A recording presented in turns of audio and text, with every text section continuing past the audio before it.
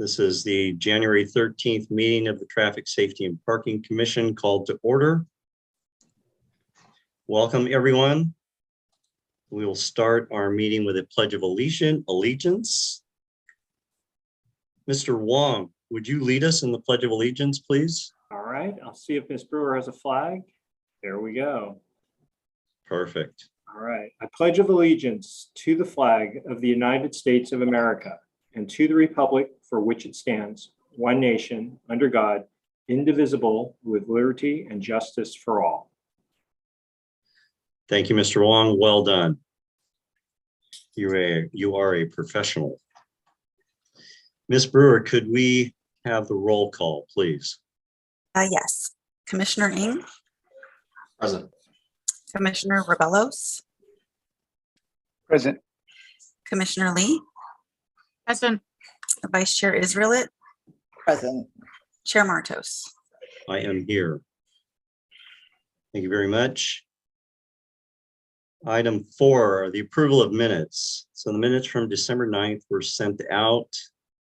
And if you had any changes and got it in on time, those changes were added to the minutes. I took a look at the changes that I made, if any, or that I requested. If anybody else had any changes, hopefully you had a chance to review those. I'm satisfied, but I'm looking to see if anybody else would like to make a motion to approve those minutes, or if there are any other changes that you thought of last minute that we should add to those minutes. And I'll move we approve the minutes as submitted. Is there a second? I'll second that. Thank you. Okay, motion to approve by Commissioner Lee, seconded by Commissioner Ng. Ms. Brewer, could we have a roll call vote, please? Yes. Commissioner Ng. Okay, how was supposed to just do affirmative? You can say aye. Aye, that's right. Commissioner Rebellos. Aye. Commissioner Lee. Aye. And Vice Chair Israelit. Aye. Chair Martos. Aye. All right, the vote carries 5-0. The minutes are approved. We'll move on to item 5. Is there, let's see, we have 11 people. Is there anybody from the public? Does not look like it. Any? Yes, we have 2 hands, or I'm sorry. There's a hand raised under attendees. Okay, I'm not looking at the right panel. Okay, so We then have let me read. Yep, just a moment. Let me go ahead. Were you going to say something, Ms. Brewer? I was just going to say, it looks like Keith Good is Okay. wanting to speak. All right, one moment. So then let me read the Brown Act. Members of the public may speak on any item not on the agenda. Members of the public wishing to suggest an item for future commission agenda may do so during this public comment period. The Ralph M. Brown Act, the state local agency open meeting law, prohibits this commission from acting on any matter that is not on the agenda. Speakers are limited to 3 minutes each. And let's see, our first speaker, where do I see the speakers? Attendees. Okay, Mr. Good, I see your hand raised. Mr. Good, go ahead and unmute yourself, and you're welcome to address the commission. Great. Can you hear me okay? You can hear me? Yeah, okay, great. I hear you fine. Go ahead. All right. Thank you for the 3 minutes. So I really want to just put on the agenda an item that's been out there I want to address. So I would like to have a stop sign put on the corner of Hillside and Bernal. Basically, we continue to see accidents there. It seems like every other week. It's pretty heavy on accidents. We find that people speed up the hill when they are going west to try to make it, up to Vancouver. They're also slow to sometimes brake when they're actually coming down the hill. Where I see accidents are whenever you're coming out of Bernal the visibility on the left side is really poor because there's a curb that large cars kind of park or congregate just on that corner. That is I guess it's the northeast corner, and you basically have cars stacked up there, and you actually have to be quite a ways out sometimes into the intersection before you're able to make your left. And so really you have a lot of BIS students crossing as well in the morning. It just seems to be a hazard on that side as well. And you basically, so poor visibility, cars speeding up hillside, making up for time perhaps because of that new stop sign down by the church. And it's basically, there's just a lot of so anyway, that's the thing. So I did submit something to the city on the 23rd of August. I submitted an initial request with some details. I did a follow-up to mayors on basically the city on 10/15, and I got redirected to Howard Wetton, and he gave me your contact information, and he's also pretty familiar with the scene here as well. So I think that's really what I want to bring up, and if we can have a session on this next time when we meet, I would like to get more data and present it to the team. Yeah, fire trucks obviously go up and down this area too, so there's a lot of traffic and people making up time. All right, very good. Thank you, Mr. Good. We will take that into consideration. Our traffic engineer has information written, I'm assuming, Mr. Wong. Yeah, okay. And we have your verbal concerns. Thank you. We appreciate that. We don't always have eyes and ears in the most challenging places in our city, so we appreciate the public bringing that to our attention, and our traffic engineer will look into that, and it may show up on a future agenda. If it does, we will let you know, and it'll be something up for discussion. Now, what do I have to do to get it on the agenda rather than just a might be? Because we see people getting there are accidents all the time on this corner. Well, actually, I talked to the fire. So hang on, hold on. Mr. Good, you were speaking and I was going to respond. Okay. And I don't know who that was that just spoke. My wife. I was trying to interrupt. Okay, hold on a second. So the process is the traffic department will evaluate the area. If it meets the criteria under the traffic regulations and procedures and policies of the state and the city of Burlingame, then it can be brought up for consideration for a stop sign. So the first thing is to have our senior traffic engineer evaluate the area. Okay, now I apologize, I interrupted your wife in the background. So go ahead, I'll give you the floor and you can speak. Yes, hi, my name is Denise Good.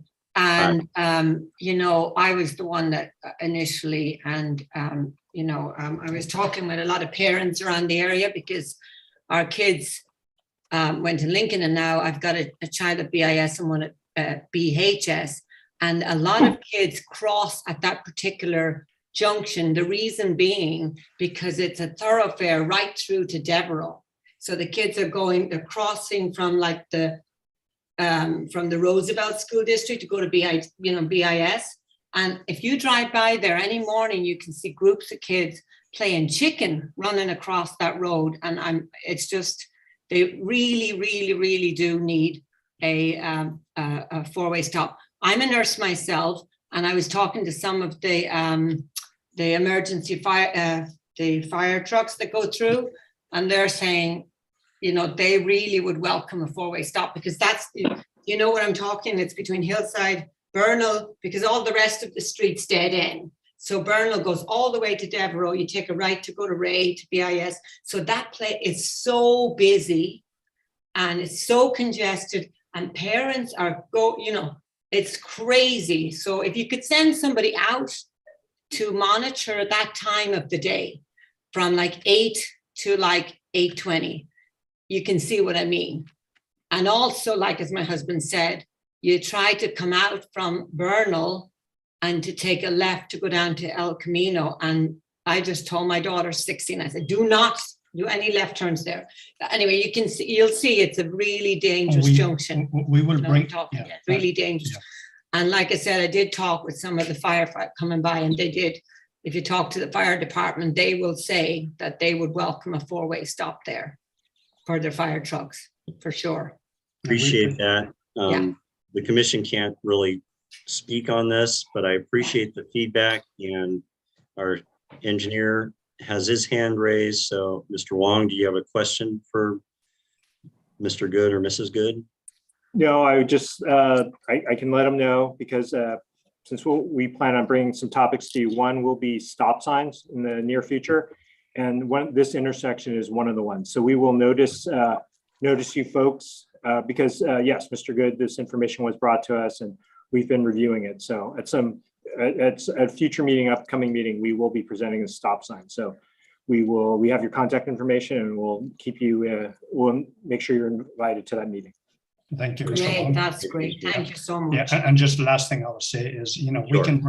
I can bring a petition of probably at least 15 neighbors, Well, I can get right? hundreds on there. 15 Yeah. neighbors that would come and support this. And that's just, you know, without even trying at this point. We've talked to plenty of people about it, and there's a strong local support for this. And obviously, I understand that the people right on the corner might not be happy, but there's a general good.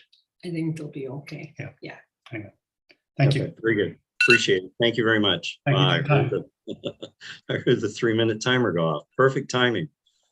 All right. Is there anyone else? I see a couple other people in the audience. Anybody else that wants to speak for public comments before we move on? Oh, never mind. He lowered his hand. He lowered his hand. Oh, Mr. Evans, It's yes. back. I It's back see. up. Mr. Evans. Mr. Evans, you wanted to address the commission. Go ahead.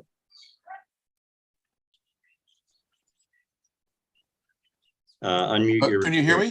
Now we can hear you. Go ahead. Okay, I'm Mr. sorry. Evans. Hey, No I problem. sent a letter to you guys after the last December meeting. I don't know, did that get read into the record? I'm Jim Evans, 1917 Devereaux, and I was making comment similar to the last comment about speeding on Bernal between Devereaux and Adeline. This has been a problem for quite a while. Cars are exceeding the 25-mile speed limit in there. And it really warrants some attention. I was told when I brought this up in June that some action was going to be taken there, and so I've kind of waited, but I haven't really heard anything about the commission's plan to do anything there, a speed bump or whatever. So that was what I wanted to discuss.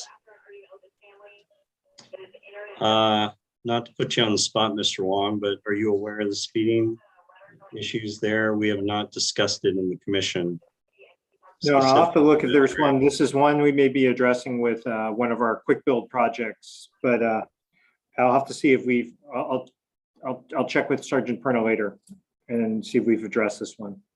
Okay, one of the commissioners actually mentioned there was something in progress. Then I don't know if that commissioner is still on the commission. This would be back in June of 2021. We will check back into that, Mr. Evans. Thank you. All right, 21. And again, it's on Devereaux between Adeline and give me the It's Other- on Bernal. It's on Bernal between Oh. Adeline and Devereaux. That's a long stretch. There's no Bernal. signs or anything in there, and cars coming from the schools tend to go quite Got it. rapidly there before they reach Adeline in both Okay. directions, and usually in the afternoons between say 4 and 5:30. Okay. During school time. Got it. Okay. All right. Thank you, Mr. Evans. Appreciate that. Thank you. You're welcome. All right.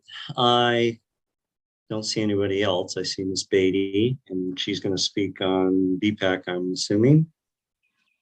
So if there's nothing else with public comment, I'll close section 5. We'll move on to section 6, discussion and action items. First thing is the community BPAC update. And I see Miss Beatty, her hand is raised. The floor is yours. Happy New Thank Year. you. Happy New Year, everyone. So I will give our BPAC update.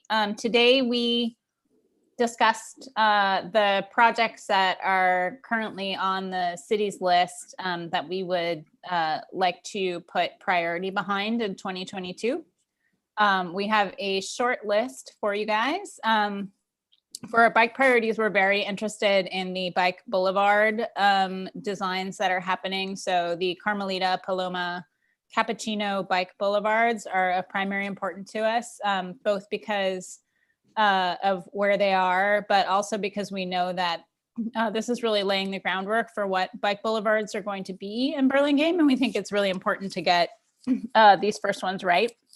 And so we do want to make sure that we are putting the right things in place to calm that traffic and make those intersections in particular safe for people walking and biking. The second bike priority that we have is around the area of Broadway, Carolan, Cadillac, over to the pedestrian bridge, which is just a really tricky interchange to get through as someone trying to walk or bike. And so we would like to highlight that. For our pedestrian priorities, we are really excited to see all of the pedestrian plans that are in place as part of the Quick Build project. So we're super supportive of that. We're also interested in seeing some of the designs where they reference overlaying brickwork. So that project is really interesting to us. And then we're also interested in the California Burlingame Avenue, Burlingame Avenue intersection, just making sure that the crossing truly is safe to get across California Drive on Burlingame Avenue. And so we're going to have some recommendations on that. So those are our priorities for the year. And you will hear us probably talking about them a lot in the future. So thank you. All right. Thank you. Questions for Ms. Beatty? Okay. All right. Thank you very much. And that will bring us to item 6B, our 2022 priority list. So, commissioners, now we have an opportunity to. Through the chair? Yes. Sorry. I'm looking down at my notes. Go ahead, Mr. Wong. Your hand is up. Sorry, Chair Martos. I was at this time, would you want to let Sergeant Perna? Thank you. So, commissioners, I don't think we should drag Sergeant Perna through our goal setting and priority event here. So what I would like to do is have a commissioner make a motion that we change the order of our agenda and bring item, Sergeant Perna is item 7B, bring item 7B to item 6B. So we're going to insert 7B in between 6A and the current 6B.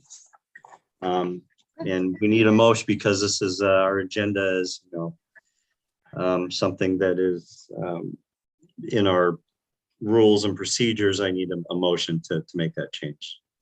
Okay, so I will move that we move item 7B up to 6B tonight. Is there a second? I second. Second. All right.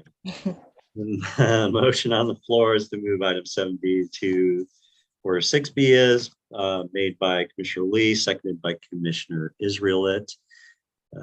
Ms. Brewer, can we have a roll call vote, please? Yes, Commissioner Ng, Aye. Commissioner Rebelos.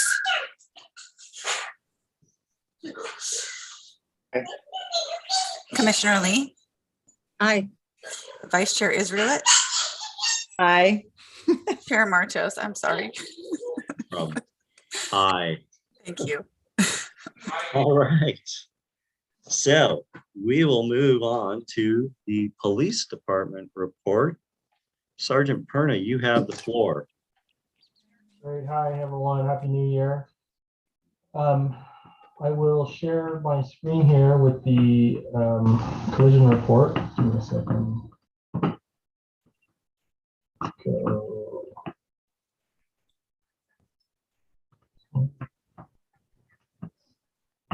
All right, can you all see that?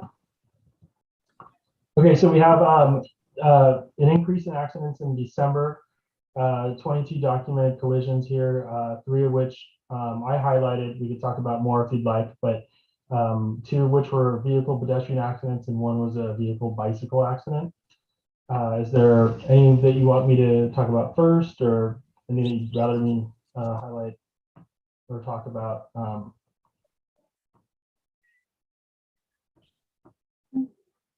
Okay, while you guys look at that, I'll just go on to the first one here. So the first one that it was on December 10th at 3:55 p.m.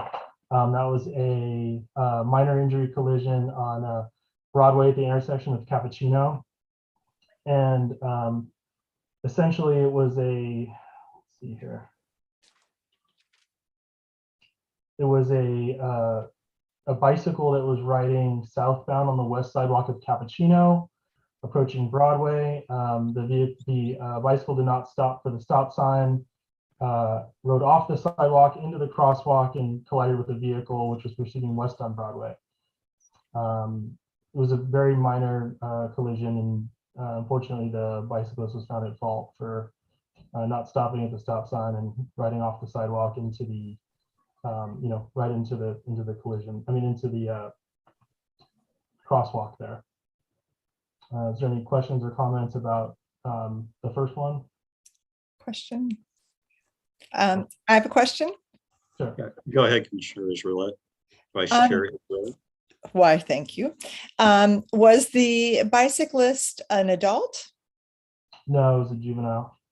Okay, thank you. Commissioner I have a Lee. question. Thank Yeah, you. go ahead. You're welcome. So going back, am I to understand that the child was riding their bike on the sidewalk on Broadway, westbound, on the Yeah. north side of the street? And Correct. so when they got to Cappuccino, they pulled into the crosswalk. And where was the vehicle that hit them coming from? So the vehicle was driving west on Broadway. And so they were making they can't make a right onto Cappuccino. And the biker was riding west on Broadway?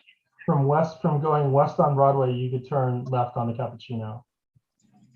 Okay, so the cyclist was on the south side of Broadway. I'm looking at the notes here in the actual collision, and it says that the bicyclist was on the south, riding south on the west sidewalk of Broadway. Okay, So that would mean that they were riding. westbound? So if they were crossing, I'm trying to picture it in my head. So if they were on the sidewalk right at the intersection, they were probably going, West. yeah, west. All right, so Probably the same direction. I guess, it's obviously it's a very unfortunate thing to have happened, but as a parent, I probably would tell my kids to ride on the sidewalk there too. It's diagonal parking is the worst for bicyclists to ride with or behind. Hard to see as a bicyclist, so you can see why they'd be, a child would be on the sidewalk.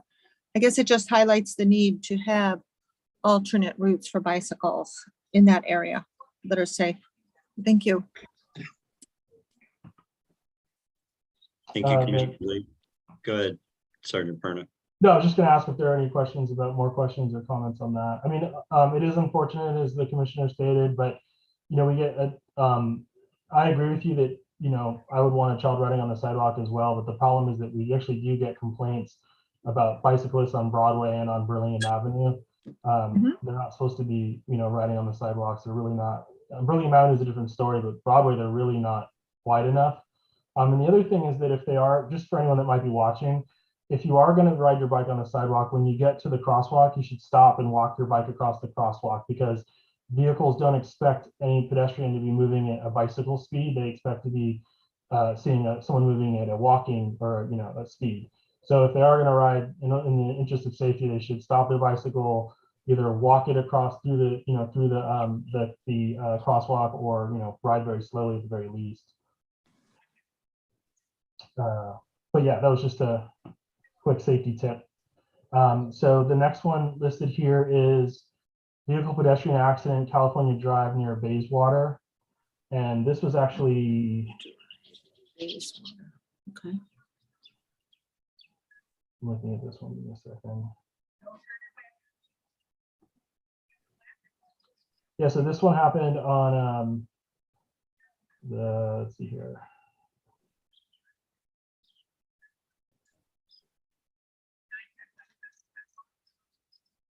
Eastbound on Bayswater, approaching the intersection of California Drive.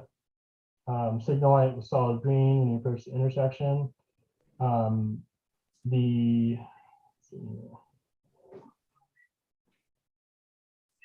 The driver was activated, was going to make a left turn from northbound California Drive. I'm sorry, onto northbound California Drive. So a left turn from Bayswater onto California Drive. The motorist struck the pedestrian in the crosswalk. Saw him, basically stated that he saw him at the last, before it was too late to stop the vehicle.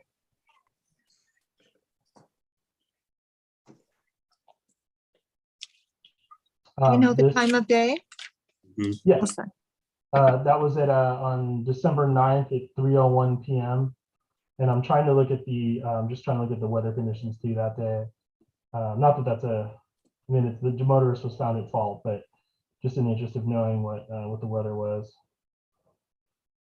On this one, it does say, let's see here. I don't have it on that report here. I'm not sure, but it was 3:01. It was in the middle of the day, so it was clear in daylight and dry, so it wasn't wet out or anything like that. Cell phone not in use, none of those types of things, just apparent driver error. Commissioner Ing, you had your hand up. You have a question for Sergeant Perna? Yeah, Sergeant Purdy, just to clarify, which way was the pedestrian crossing? Was it across California, or was it across Bayswater? He said he was just trying to cross the street within the crosswalk, and the pedestrian was pretty shaken up from what it sounds like. But the initial statement was that he was walking eastbound on Bayswater. So I'm trying to think about. Doesn't really, if they were crossing Bayswater, they wouldn't be going eastbound. It would have been either north or south. So that would have been right. So if the motorist was making the left turn, it was on the far side intersection, not the near side intersection. That's what I'm trying to establish. Oh, okay. Yeah. And I'm sorry, was there any notes as far as, the motorist was the first at the light and the light had just turned green, or was the light already on? It was just trying to gut it through, or? From the driver? You saying it was the motorist? Was he trying to get it through? No, they're saying he was going about 10 miles per hour. So I don't think he was. It just more, was the light just changing, or was the light already on and it was progressing through, like it was, Oh, I understand your question. I don't really have a good answer for that question based on their statements. Okay, thank you. Yeah, I apologize for that. Any other, Commissioner, you have a question or comment? Yes, thank you. One question is for Mr. Wong. Do we happen to know, do those have continental zebra stripes in the crosswalks? There, do we know? Was that part of our California Drive improvement to put them there? I guess that's one question. And then the other is just a comment. I think, and Sergeant Perrin, I don't know if you're giving us the statewide reporting tonight, but I think that's one of our high pedestrian hit intersections. And it'd be interesting because I know in San Mateo, I think most of the pedestrian hits are on left turns. So I think we really need to start considering designing and engineering the streets to make the left turns a much steeper, more right angle, and the landing zone for the vehicles to be smaller so pedestrians aren't hit so easily. Or perhaps we need a 4-second or a 7-second delay on this green light to get the pedestrians safer. Anyway, do we know if this is zebra stripes? Through the chair, I'll have to double check that. I believe when we resurfaced California, that was restriped as a zebra. The photo I have right now is an older one on Google Maps, so I can't tell, but Okay. I will confirm that for you. Yeah, I think it was though. I think you're right. And for Commissioner Ing, the pedestrian, I'm looking at the sketch, I did have that. So the pedestrian was walking westbound across California and was struck while the vehicle was making a left turn from Bayswater, basically eastbound Bayswater onto northbound California. So it was a left turn, as Commissioner Lee stated, so this was a left turn collision in the crosswalk. I mean, it was, yeah, there is, you know, almost into like the number 1 lane, so like the middle of the road almost.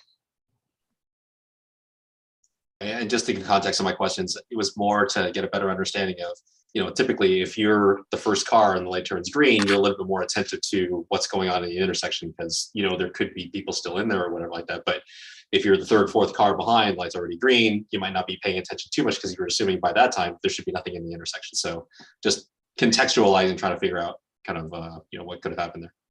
Mhm. Thanks.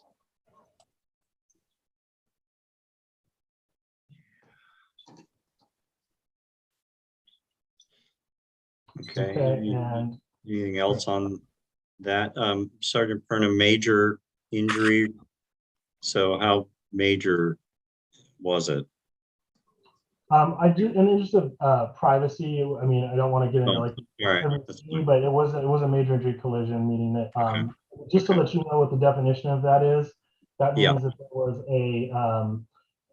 like a traumatic condition. So like there was either like stitches or a broken bone, a loss of consciousness. Those are types of things that would make it a major, or you know, a major collision. Like I don't know if maybe things that you'd be admitted into the hospital for beyond just, you know, being checked out for your injuries, like beyond like an MRI and stuff like that. So they were significant enough to meet that threshold.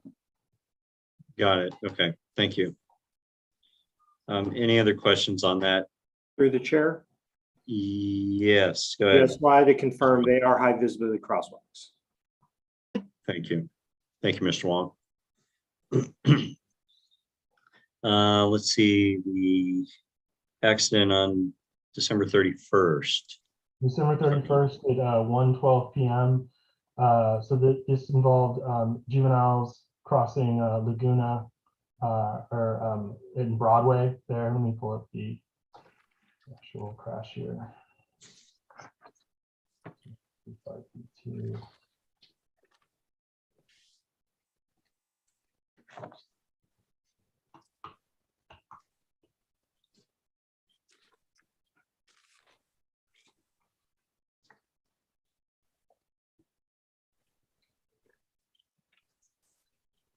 So yeah, in this collision, the pedestrian was crossing Broadway northbound on Laguna, and this would have been on the I guess the west side of the crosswalks there, and the vehicle was westbound on Broadway,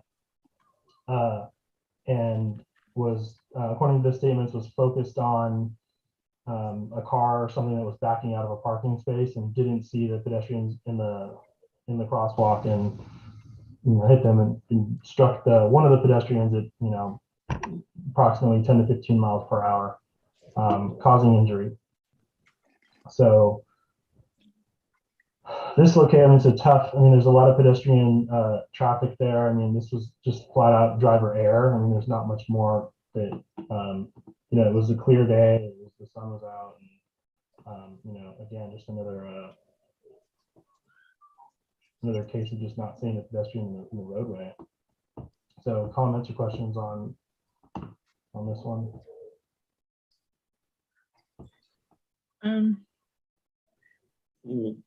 Go ahead, Commissioner Lee. Thank you.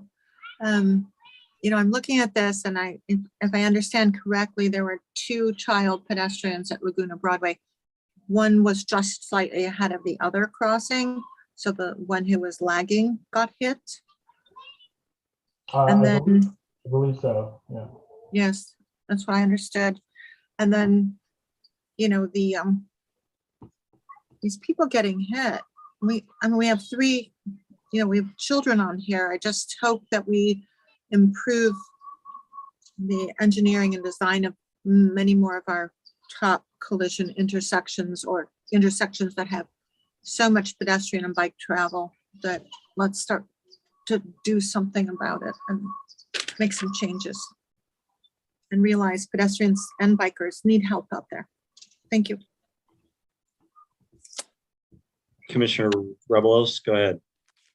Thanks. Do we know if Broadway and Laguna is one of the ones that has the yellow beacons, flashing yellow beacons? Through the chair? Yeah, go ahead, Mr. Wong. Sure. The only one that has a flashing beacon is Paloma, the crossing at Paloma. And all these were recently resurfaced last year, and they are all high visibility crosswalks. Okay, thank you.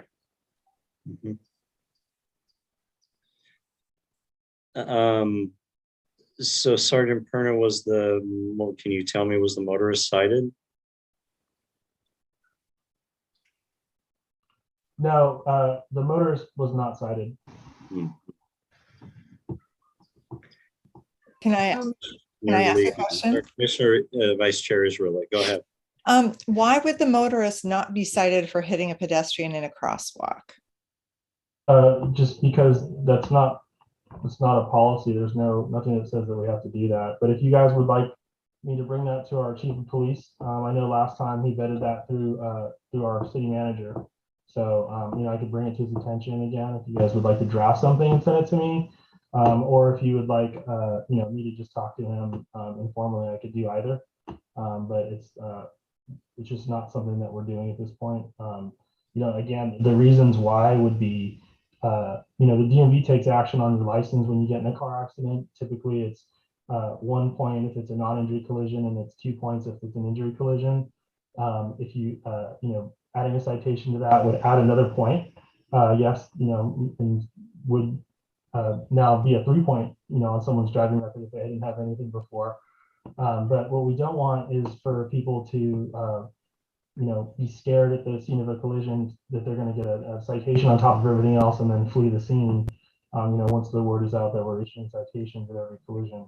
And also there could be an unintended effect. I would hate for bicyclists or pedestrians to get cited if they are ever found at fault either. It seems to be that, motorists, when they are at fault, yes, they're operating a 3,000 pound, missile. I get that. But at the same time, we don't want the unintended effect to be that people are being cited. And also, a collision is not criminal in nature unless we could prove that it was deliberate or unless there was some sort of drug or alcohol use.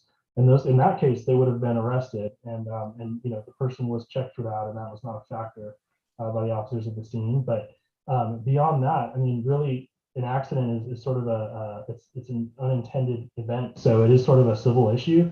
So there could be some problems there if we're citing everyone. Whereas, if someone were to disagree with who we found at fault, say, and then we'd have to talk to our city attorney about that. But I think there could be some problems if officers are doling out citations at every collision site, every collision investigation, and then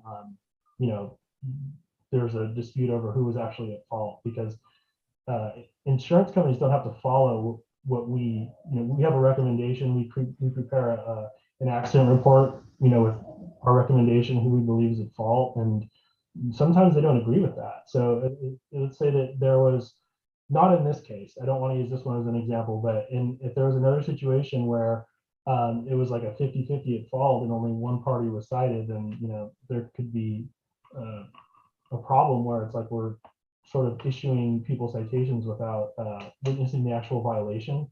That's another prerequisite too, is that for us to issue citations at the scene of an accident, the officer handling the collision needs to have attended a accident school. Not all of the people, not all of our officers on the street have attended that. So it needs to be someone who's had additional training more than just a normal officer. So otherwise, a violation has to be witnessed. An infraction has to be witnessed by an officer. So I would say that in this case, if an officer had witnessed this, there probably would have been a citation issued. If there's a situation where an officer witnesses a pretty blatant violation, just like any other violation, there's a citation issued. But issuing a citation after the fact, there's just a lot of other factors that come into play there. But again, I'd be happy to bring forth any recommendation you guys have, just like any other of your suggestions. Be happy to recommend, or request that it's your recommendation that we begin doing that when we can. Thank you so much for explaining that. And I do not mean that we should be doing something differently. I was just asking because as a regular citizen, I thought that if a car struck a pedestrian in the crosswalk, that was a citation. But I can clearly see what the kind of complicated points that you're bringing up. And I'm not suggesting that we make a change. I just wanted to understand it. So thank you for explaining that. Of course. Commissioner Lee? Thank you, Chair. I was thinking, did I understand correctly that the driver who hit this youth on Broadway has 2 checks against them on their license now? Is that correct? They will once after the I don't know, I can't say that it is now, but that will happen, yes. In addition to whatever, if any injury collision, the DMV will add, it's a 2-point violation on your driving record. Okay, and I guess my other question was, what was it? Is there another city that is giving, moving violations for this, to give it 3.3 checks? And perhaps we would consider it when a driver hits a youth, someone 17 and under, in the crosswalk, no fault of their own, when a driver should have yielded to this pedestrian when it's a youth, maybe not an adult. But I'd be interested in that. But then also if we could find out if there are other cities that do give this kind of ticket, word would get around. People would start to watch more, I think, if people realize that they were getting more You're punishment. probably right about that. I could look into that. I don't off the top of my head now. I don't know of any cities just doing that, but I would be happy to reach out to my other, my contacts in San Mateo County to see if anyone in the county is doing that. It's an idea. I see Commissioner Rebelos. Go ahead. Sure, thank you. I just have a question for Sergeant Perna.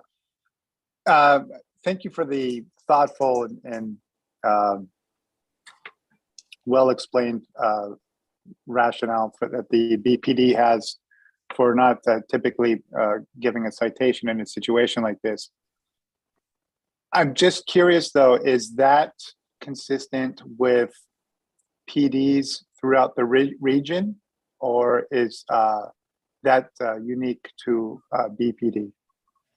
I don't have, I could tell you just in my own experience, I know that I don't know of officers that are just routinely writing citations to motorists at the scene of accidents in our county as a matter of routine. That's not to say though that it doesn't happen. And again, I'd be happy to look, as I stated, I'm happy to look into that. And I can report back to you guys both on that at our next meeting to find out, which agencies are doing that, if any, and how they're going about doing that. Which if there's any other method or policy or anything that we could take a look at.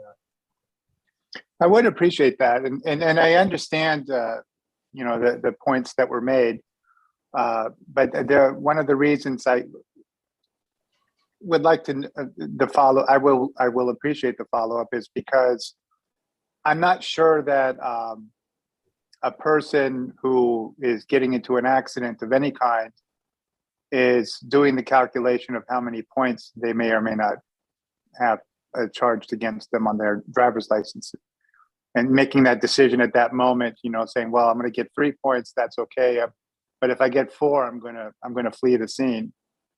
So I don't know that they're doing that calculation, but I would appreciate a little more understanding of the policy and how it compares to other PDs in the region. Sure. Yeah, I'd be happy to look into what other PDs are doing on that. Thank you. Right. Any other questions? And I want to make a couple comments about police report.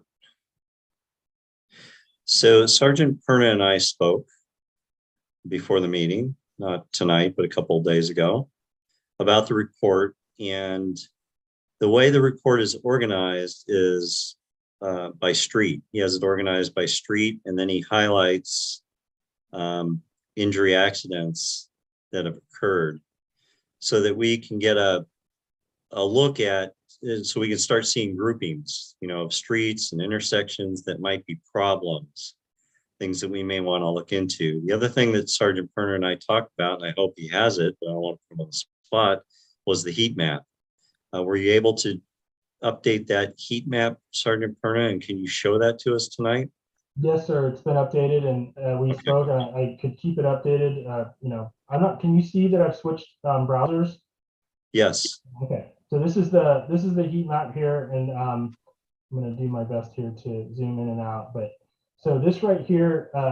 So what I have a couple of things on here, and I'm just going to uncheck them as they're on here. But basically what we have here are what I put on here are schools, and these are just, there may be other schools, but these are just our typical, Hoover, Washington, those types of schools. There may be other smaller, preschools and things like that that might not be on here, but so what I have on here, those are schools and our parks, just so you can see them in relation to the accidents. And then I have the accidents grouped out by, accidents involving bicycles, accidents involving pedestrians, and vehicle accidents. So this report is it's five years of data. So it's from January 1st of 2016 to just till the end of the year, so 12/31/21. So I could start, if we could start with laying on. So those would be the bicycle accidents that are on there, and then we could lay the pedestrian accidents on top. I'm going to leave the vehicle ones off for now, unless there's intersections you want to look at, just because it will absolutely saturate the entire report and you can't see anything. So, but are there any areas in particular, any locations? I mean, if we zoom, if we zoom in a little, you could kind of see where they're, this is obviously along Broadway here. I mean, these are pedestrian, accidents here. They might not be exactly perfectly where they are. Sometimes I need to click on them just to see, and then I can move them if I need to. So this one occurred, on at 1212 Cappuccino. So I'm not sure if that's, actually right in front of 1212 Cappuccino, but it gives us still a general idea of where things are.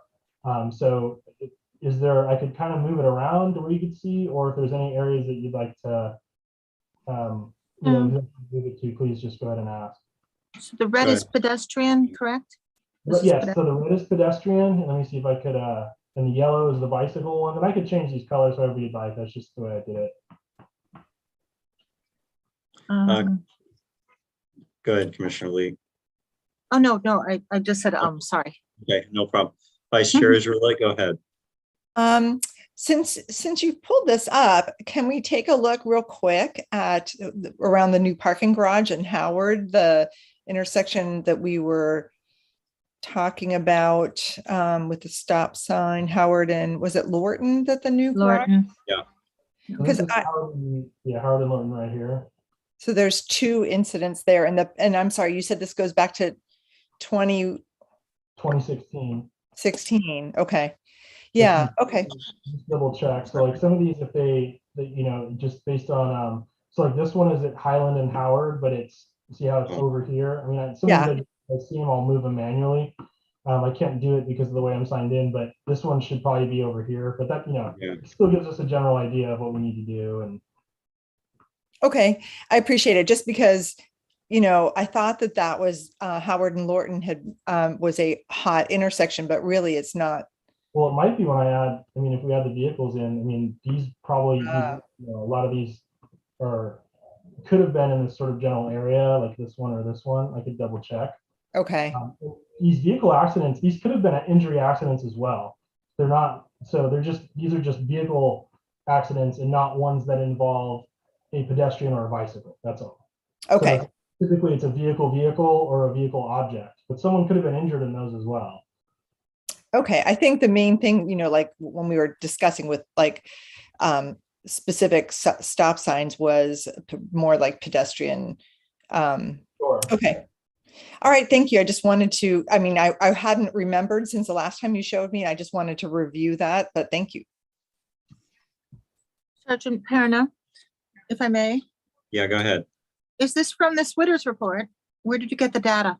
The data is from our internal database. It's not from the Switters report. So these are all of our documented collisions from January 1st, 2016 through 12/31/21. Okay, I'd be interested in checking out Switters. I'll have to do that. Okay, yeah, I mean, I've done that before as well. I mean, we could, there could be a difference because if someone gets in an accident and it doesn't report it to the police, but it's over a certain dollar amount, like when they claim it, I think it makes its way to Switters that way. I'm not 100% sure, but there could be a slight variance. I don't know for sure. But all of our data is sent to Switters. I know that, so they should at least have all of these. Thank you. Would we be able to see Burlingame Avenue and California Drive, please? So that's a train station. Looks like we have two there. Yeah, so it seems like they're not all on here. Yeah, I mean, There's a lot more than that. okay, well, I mean, I could run the report again and double check it, but basically the way that I did this, just so you're aware, is I ran the report and our accidents typically have GPS coordinates on them, and then Google reads those GPS coordinates. So that's why sometimes they're not perfect. But if I catch them, I do move them to where they're supposed to be. But it's just, yeah, I mean, this is the data that we have. So, it's, if you think there's more, I could rerun the report and look at any intersection that you'd like. And again, Sergeant, this is 5 years of data? Correct. So Okay. I don't know if I could pull, let's see if we could, so let's see if we could see it here. So this shows, these are all of the, can you see this column on the left? Yes. So this has all the accidents by date. So you can see as I go through here, I mean, all the dates are in there. All the line items are in there. Is the November of 2021 at Howard and Lorton in there? The person that was hit at noon on a Saturday? November, Would that be 11/6 yeah, it would be this one. or 11/20? 11/6 That one. would be this Yeah. one. Okay. And then it's 11/6 at 12:32. Yeah. This was a non-injury vehicle pedestrian collision. And then there's one next to it. Let's see what that one is. This one was on, this was in 2020. This was a minor injury vehicle pedestrian collision. So this is the data, just so you can see that's inputted in there. So it has a latitude, longitude, what vehicle involved with. It has the occurred on, either the intersection or the closest, street. Some of the data that's basically in the same, in my collision report. So like if it was a hit and run or not, what the primary collision factor was, the type of collision, DUI was involved, minor, major, fatal collision, speed limit, road conditions, things like that. So, I mean, it should be there. It should all be there, but, and if there's any missing, it's definitely not intentional. I'd be happy to, like I said, I'd be happy to rerun the report and compare them. I just can't do that right now, that's all. Oops. Sergeant Perna, can you tell the rest of us, it sounds like you and Commissioner Lee understand what Switters is. Can you tell the rest of us what Switters is? Sure, it's the Database. It's the database that captures all of the, I don't know, I apologize for not knowing the acronym off the top of my head, but it's the basically the clearinghouse for like all of our accidents that is used by, everything really, by Caltrans, by insurance companies, by, it's pretty much the standard for accident, like as an accident database. Okay. Let's see. Commissioner Revelis hand up. Okay. So commissioners, I asked Sergeant Perna for this heat map. So as we make our goals for 2022, if there are areas, and can you zoom out one step, Sure. Sergeant, as we make out, yeah.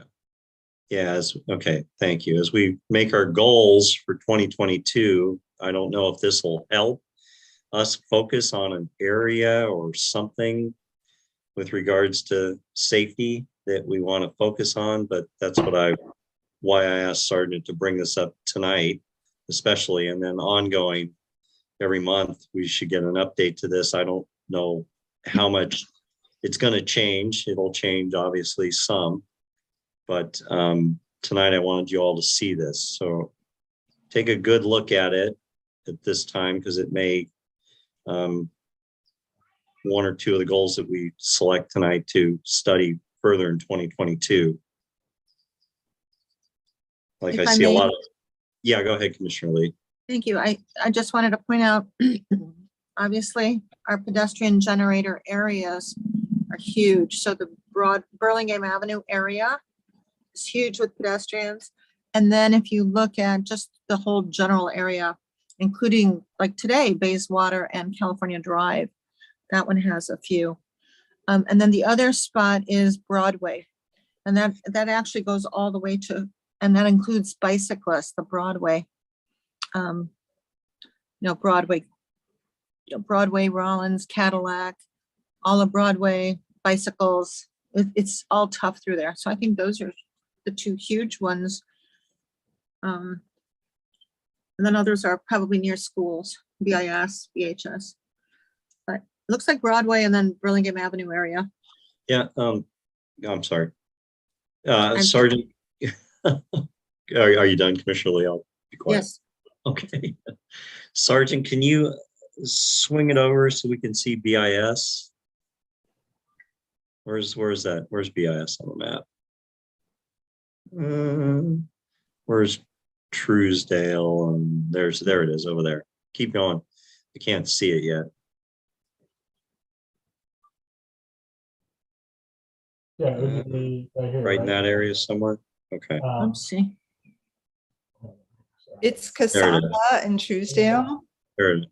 Yeah, let's get Casada up. Yeah. To the over. There you go. There you go. Oh, that's like a geography lesson. I definitely should have known. I mean, it actually looks pretty clear. You're not on the street Hold much, on, are let me you? make sure everything is, not lately, but let me make sure everything here is, here, let's put the vehicles on here. I'm sure there's a few. Yeah, I mean, there's some here. Over here, over here, there's definitely some. Truesdale, Quesada, Truesdale, Sequoia. These are probably, again, like this one, for instance, should be at Truesdale and Quesada, even though it kind of shows it's in someone's driveway.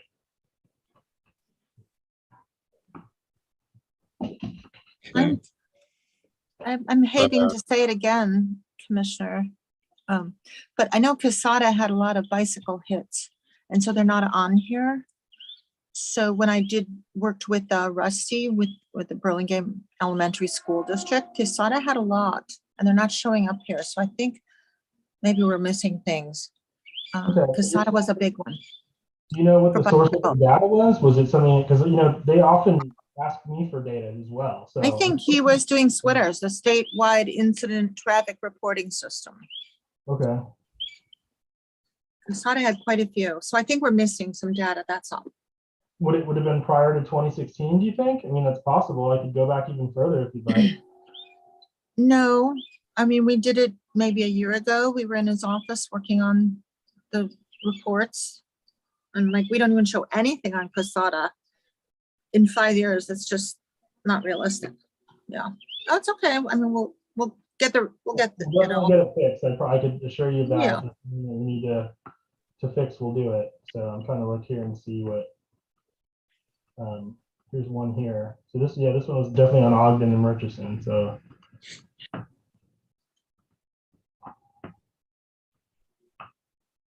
Murchison, Magnolia. Vice Chair, I see you have your hand up. Did you want to comment as well? I did, but it's been so long I forgot what I was going to comment about. Sorry about that. I can't recall. Okay, no problem. No Oh, I problem. do. I remembered. I'm sorry. Right. We, just to refresh your memory in past meetings, instead of having Sergeant Perna present this every month, we had talked about quarterly, just because there would be such minuscule changes, it wouldn't be able to appreciate any trends. And so we had talked about quarterly in the past, also just because it takes some effort on his part. I don't know if you still want to consider that or do it monthly, but I just wanted to bring that up. I'm happy to do it monthly, just so you know. There's no, it's totally fine to do it that way. It's just because I mean, if we, Commissioner Martos and I had discussed it, and he asked me the same question. I told him we could keep it updated in the same way that we do the monthly reports. The only thing is, it would be hard to see what the new ones were, just like on the map. I wouldn't be able to just like bring up only the new ones. It would all kind of just get mixed in, I think. But I could keep it updated. It's not a problem.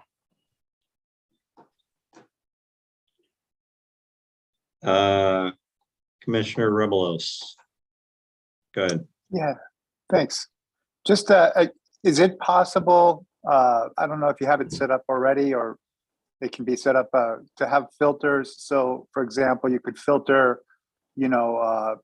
collisions by vehicle speed, or by if it was someone ran a red light, or if it was a left turn, etc. So like by the primary collision factor, yeah, I could do that.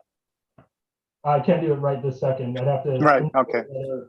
All I would have to do, it's not tough. I mean, all I would have to do is import another, basically create another, overlay, and then have it, have the data sorted by the primary collision factor.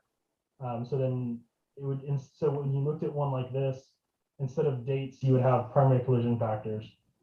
Is probably what it would look like, but I could do that if that's something you'd like to see. I'd appreciate that. Yeah, I think that'd be interesting to see. Commissioner We look Ng, at- your hand is up. Go ahead, Commissioner Ng. Yeah, thanks. Just really quick question. And this might be a stupid one, but is there a way that you can make this actual,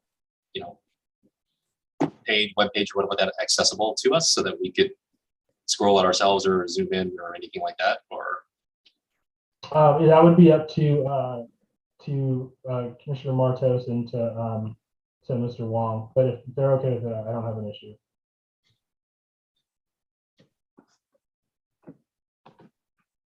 Okay. Yeah, Commissioner Lee, go ahead. Can we look over by in front of City Hall and the library, that area, and separate pedestrian, bike, and motor vehicle? Just to browse that circle area.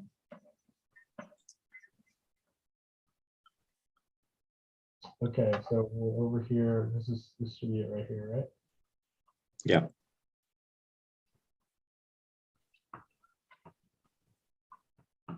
That's it? So there's nothing? There's nothing right in City Hall, like in City Hall Lane, no, there's not. But again, like this bicycle one here.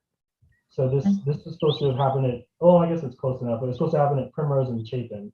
So this one actually happened here. Okay. This one here, let's look at. So this one was Bellevue and Primrose. So this should have happened here. So that's one. And then look at And how about motor vehicle? motor vehicle, one second. Yeah. So there's a few One. for motor vehicle there. Yeah, there's one here, non-injury, Douglas and Primrose. So that's accurate, or somewhat accurate. This one here is Primrose and Douglas. So this should have happened closer to here. That's two. Okay. And then this one here, Bellevue and Primrose. So this actually should have been over here. Again, there's just some of them to correct that, I just have to go through it manually. So as it's a living thing, I could move them around. The problem is I add new ones. You can't, I would have to either create another, I have to just play around with it basically, but It's okay. So there are, that's what I'm saying is that if it's, the inaccuracy isn't that it's, in my opinion, not that it's missing data, it's just, this might have been where they called in the 911 call. So that's why it got geotagged to that location. So like even over here, so Chapin, so that happened at, 1400 Chapin.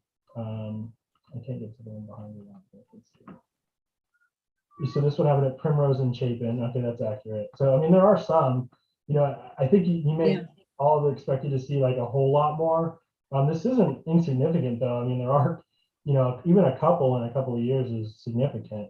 I mean, we're averaging around, you know, 12 to 20 collisions a month each year. So that's typically what I bring to you guys, anywhere from, you know, 12 to 20 every month on that report. So, you know, that times 12, you know, times 6, really, right? Or actually, that would only be 6 months or 6 years. That's what I have, 6 years, right? So maybe 5 years. I mean, there's the total number, I think, is there. But, you know, we could look at Twitter's data as well, see if I can incorporate it on here somehow. Thank you.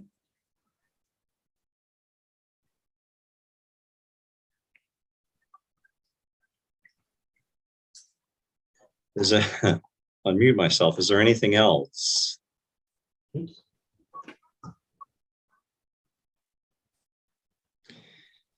So I heard a couple of things, whether we will have this data refreshed once a month or whether we have it refreshed once a quarter. Does somebody want to make a motion? Could we discuss it first or not? I was thinking every other month. We can discuss it. So we have several possibilities. Commissioner Vice Chair Israel, go ahead. Actually, I thought I had lowered my hand for my last comment, but as long as it's my turn, I think doing it monthly would be an exercise in frustration, in that we wouldn't really be able to pick up any changes. I still kind of would like to stick with quarterly, but I don't object to every 2 months, you know, if that's the preference for the rest of the group. All right, is there any other discussion? Seeing none, does someone want to make a motion? No. Commissioner Lee, go ahead. Thank you. I move we ask Sergeant Perna to produce the Burlingame collision report for bike, pedestrian, and motor vehicles to Teaspoon every other month unless otherwise requested. And is there a second?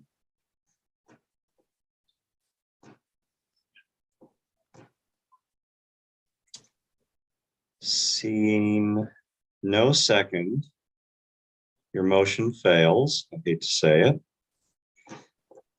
Actually, I shouldn't say that. I bias my opinions. But you're without a second, the motion fails. Okay, so do we have another motion on the floor for refreshing the data? Oh, I will move. Go ahead. Oh, Vice, well, I saw Commissioner Rebels, but I saw your hand first. Vice Chair, you want to make a motion? Sure. I move that we ask Sergeant Perna to present the heat map of collisions with, you know, pedestrians, bikes, and cars quarterly to the Teaspoon Commission. Okay, is there a second to that motion?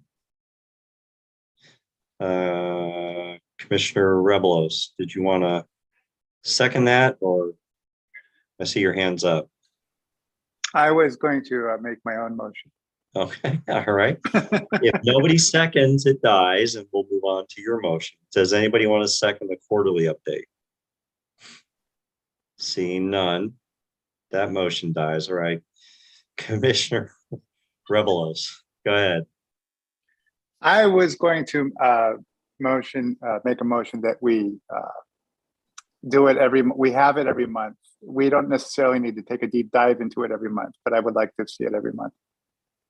And is there a second to that motion? I'll second it. Okay. Motion on the floor by Commissioner Rebelos to have the data refreshed every month on the impact report from Sergeant Perna, seconded by Commissioner Lee. Ms. Brewer, can we have a roll call vote, please? Yes. Commissioner Ing, Aye. Commissioner Rebelos, Aye. Commissioner Lee, Aye. Vice Chair Israelit, Aye. Chair Martos. Aye.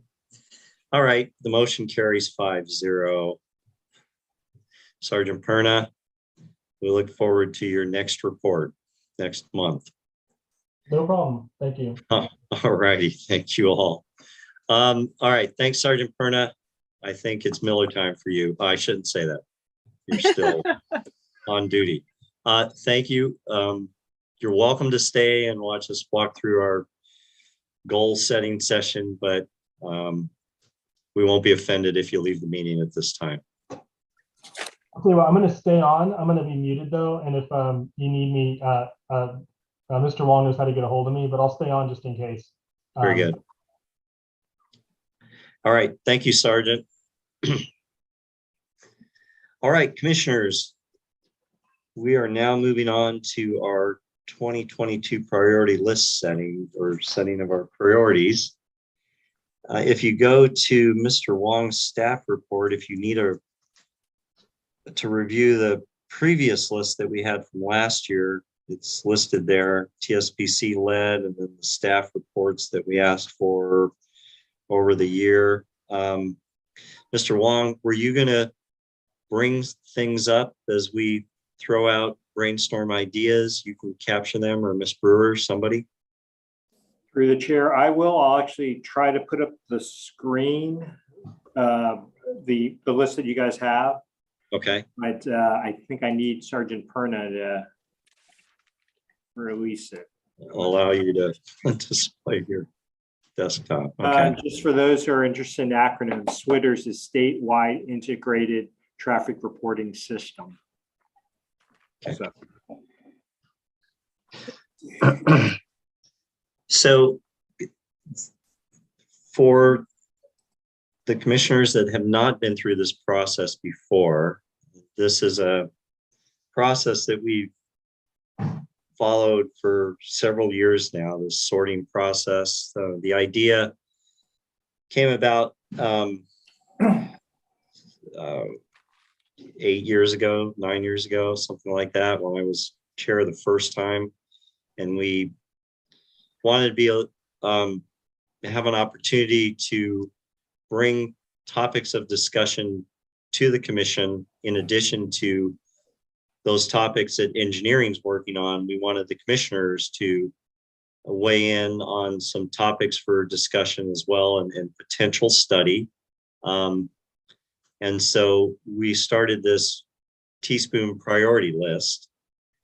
And at that time, Commissioner Novorolsky was a senior member of our commission, and he had a algorithm, or a method of prioritizing things, which you all hopefully received your copy, new and improved. Actually, it's just bulletized. Novorolsky sent me just a paragraph of how he's done it and how we did it for the past 8 years or so. But essentially, we have this list, and we want to, we can make the list as long as we want, but we want to pretty much draw the line at 10. And the reason for 10 is this month is goal setting and committee selection. The last month of the calendar year is kind of a wrap up and elections. And so in between, we have about 10 months. So we want to maybe, narrow this down to our top 10. We could have 15 on the list, but we're going to really try and emphasize the top 10, and that's where the sorting and the priority algorithm is going to come into play. Is there any questions on that, or any questions about the process? Okay. So let's see. Let's start with, and Mr. Wong and Commissioner Israelit and Commissioner Lee, if you recall the last time we did this, if you want to help me out with this a little bit, but we can, I think we started with the current list, and was there anything on the current list that we want to remove? Is that right, Mr. Wong? Is that how we started this whole process? Oh, sorry. Sure. The things in the salmon color. That is correct. That is correct. You started it and then we do the rounds. Okay. Okay. So, commissioners, is there anything on the list of that we had from last year that we think we want to put below the line? Let's put it that way at this time. Commissioner Lee, go ahead. Hi, I kind of had a, Old Lang Syne and Happy New Year, everyone. I was looking at our list, and I don't think that we as a commission actually changed anything or started a change or got something new going that was on this list. Pretty much everything we did, if I recall, was more reactive to what staff was doing. So I was thinking about the list, if we made it more specific, like one specific project on the bike ped plan, or one specific school transportation safety issue that's on the plan. So I'm kind of think I'd rather be more specific rather than a general topic like that. So to me, all of this goes down on the list, and like we put in a specific project that we all, or three of us, care about, but be specific so we could like work on just a few items. That's my idea for this. Thank you. Okay. Okay, is there any, let's see, any other comments on that? Let's first put up the commissioner is relate. There she is. Vice Chair, go ahead. Well, I was just going to, I was sort of responding to your question about, are there things we can now remove that from our salmon colored list? Do you want me to not go forward with that for now? I do. Okay. Yes. Then I think we can take the Old Bayshore corridor study off because we've already discussed the plan for that and sent our recommendation, and it's been presented to our commission, and now I believe is in front of the city council. Correct, Mr. Wong? Correct. That will be going to council. I believe it is next month. Okay. Give them an update. So what you're talking about. Okay. So I don't think there's any objection to that. Move that out. Any other topics there that we should move out initially? Commission Vice Chair Israelit again. I'm a big weeder. I love to, some people are lumpers and I'm a weeder. I think also the electric vehicle discussion with planning, did we give that to planning now? Or I don't remember if we tackled that or not, but it seems to me that was decided that really fell more on the shoulders of the Planning Commission as opposed to us. Mr. Wong, any comments there? Sorry, on the joint meeting? Yeah, the electric vehicle discussion with planning, right? Yeah, that's usually under Ms. Michaels and the city manager's purview, and as well as it's a combination because the reach codes belong to planning. So yeah, that one's kind of, even if we're talking spaces, that's part of planning, determining if there's enough city facility, the garage, that was more planning. Okay. Any objection to moving that off the list? Commissioner Rebelos, you have your hand up. Do you object or did you want to add something else? I was looking to add at least one other item. Okay, so Mr. Wong, why don't you move that below the line as well, the electric vehicle? I agree, and nobody disagrees, so that's a good one. Okay, Commissioner Rebelos, your thoughts? So the citywide transportation alternatives, I don't know that, unless something is brought to us I don't, it didn't seem to be I mean, this was on, all of these were on before I was on the commission, but I've been on the commission now, I think 7 or 8 months. And I just don't see that as something that we're going to be able to really do anything much with unless something comes before us. And then the other one, I kind of have a question. Number 3, the Caltrans El Camino Real corridor. I'm not, I don't know what the history of that being on there is. Because my understanding of Caltrans or the El Camino Real is that that's really Caltrans jurisdiction. So other than giving a strong opinion, I don't know what else we can do. Okay, so let's take these one at a time. So the citywide transportation alternatives. Mr. Wong, you want to give us a little, give the other new commissioners a little background on that? I think at the time, maybe it was Vice Mayor Keegren was looking at shuttles, you know, if we could do something with shuttles, and we've studied that pretty thoroughly. Do you want to fill in the commissioners a little bit? Sure. There was just an idea, council, to resurrect. I believe there were some crosstown shuttles going east-west up into the hills years ago, before my time here, and is trying to resurrect it. We've, and Chair Martos is correct, over the, it must have been 2020, that we did look at it. And we've even tried to work with community.org, but there are a lot of complications with other lines with that does not make it a good candidate. So potentially there are other options to do out there, but using a shuttle is not, is probably not one of them. So this one, that's how this one got on there, citywide transportation alternatives. Just for Commissioner Reveles, I'll jump the gun while I've got the mic. El Camino corridor.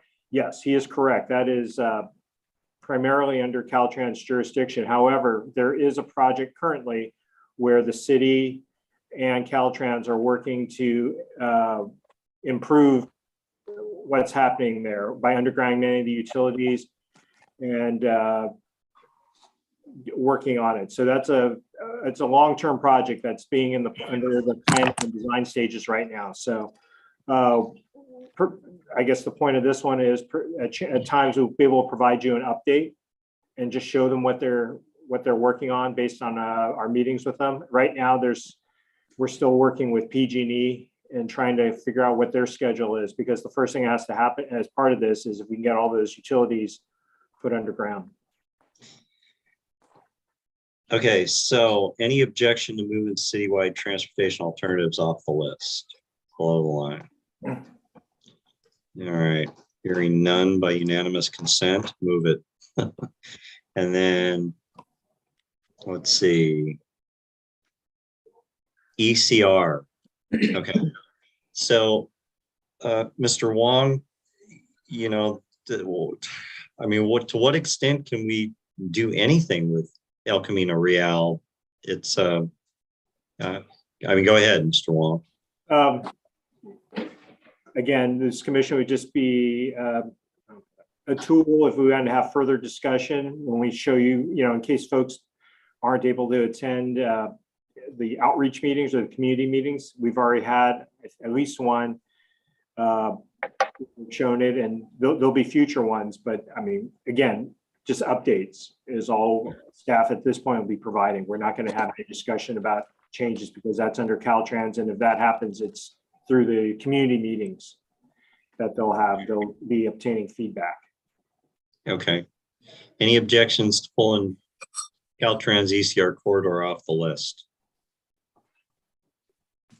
Through the chair, if it helps, it remains on our list. We'll give you updates. Yeah, right. But it's not something that we're going to study and discuss at length in this commission because we can't do anything with it, unfortunately. All right, so not seeing any objection by unanimous consent, let's move it off the list. All right. And Commissioner Lee, I have not ignored your comment, and we will get to your comment of scoping these a little better, but as general topics, school transportation, bike ped plan priorities. We got a little update from Ms. Beatty tonight, so that's good. Neighborhood traffic calming, downtown parking and Broadway parking, downtown parking access. Okay. So that's a start. Let me go to Commissioner Ng for any new topics that you'd like put on the list, and you can at this time put one. Is there anything, any topics that you think we should study or discuss at an upcoming commission meeting? From a topic perspective, nothing new. I do think that the comments that were made earlier today that were introduced about, I think both of them were on Burnell Street. I think that can roll into some of the topics already we have here. They can address it that way, but outside of that, nothing strikes me as it needs to have a new category at this point. Okay. Thank you, Commissioner Ng. Commissioner Rebelos, did you have any thoughts on something we could add to the list? I would like to add Broadway between El Camino in California and Carmelita, both of those roads to be studied more. From what aspect, and how do you want to study them? Traffic calming, safety, pretty, yeah, a little bit of all parking, of all those the things. above. Yeah, pretty much. Yeah, I think that, I mean, I'll just tell you where I'm coming from. And you know, Broadway is a very crowded street. It's very narrow with those cars. And then Carmelita is challenged with the two-way traffic and trying to, work the bike highway in and et cetera. So just, they're both challenged, and I'd like to just review them. From a traffic, safety, and parking, all three, right? Mm-hmm. Okay. Right. How do you want to word that, Mr. Wong? You have the keyboard. They are, again, as Commissioner Revel has pointed out, they are in bike ped priorities because that's Carmelita, and obviously traffic calming. I mean,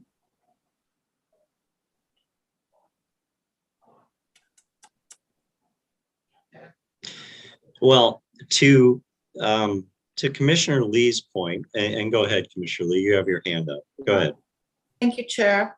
Yeah, so I, myself and Commissioner Rebelos, we attended the BPAC meeting tonight and trying to find out what the number one priority was from them in both pedestrian and bicycle. But as Commissioner Rebelos said, the area of Broadway, Carmelita, and then Paloma. Carmelita and Paloma are on the bicycle pedestrian plan way at the top of the list to be a bike boulevard. So what the city, and I was hoping Teaspoon would want to do, would be to help work out what is required bike boulevards in Burlingame. There's a lot of gray zone where you can choose to change the design or add things to your design. There's no specific Caltrans design like there is for a bike lane.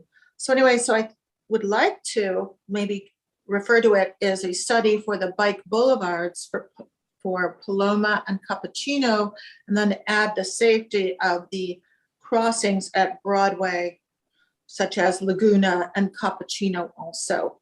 So that whole area is looked at as a whole, but with the focus being on the calming and the quiet and maybe a stop sign at Carmelita. And looking at they want the bike boulevard. So to help design what is a bike boulevard, and it's that whole area of Carmelita, Paloma, and then including the two areas that are very hard to cross on Broadway, which is Laguna and Cappuccino. So that would be my number one priority, if that works with Commissioner Rebelos also. through the chair. Those very streets we are analyzing, and we hope to bring to the commission at an upcoming meeting, maybe even as soon as the next meeting. We're going to be seeking feedback from you folks from exactly Broadway, Cappuccino, and Carmelita, because we have been working on alternatives for the bike boulevards. So if that helps in that it is covered under bike ped priorities and traffic calming, because some of those elements are traffic calming. So, I mean, we're addressing those. So if that's your desire, they will be, those specifics, those 3 streets I mentioned will be discussed. And coming from the engineering department, there's probably going to be some sort of concept or some sort of plan or something that, go ahead. You are correct. We will be showing you some concepts that we have that I believe the BPAC did have an initial look at sometime last year when Ms. Mai was there. Okay. Okay, so that'll be good. That'll be good. Commissioner Lee, Commissioner Rebelos, would that be okay? Then it sounds like engineering already has something in the works, and it may be funded. It sounds like it's funded, and so that's a good thing. So it should move forward. How you feeling about that, Commissioner Lee? Thank you. As long as we're looking at it from Bike Boulevard, and that Teaspoon and BPAC has the ability to give comments and be in on the design process and see the conceptual plans early in the stages. And then I don't know if we want to put in the crossings on Broadway as part of that also. So there's 2 crossings. One of them, of course, was one that someone was hit at this month. So for people to be able to cross to get to Carmelita, I think BPAC also wants those 2 crossings on Broadway to be looked at as part of it. Okay. So in general, it sounds like we don't need to put it on our list because it's going to be on your list, Mr. Wong. Correct. bring those Broadway areas is something for we, review. I'm sorry. Through the chair, Broadway is something we will look at.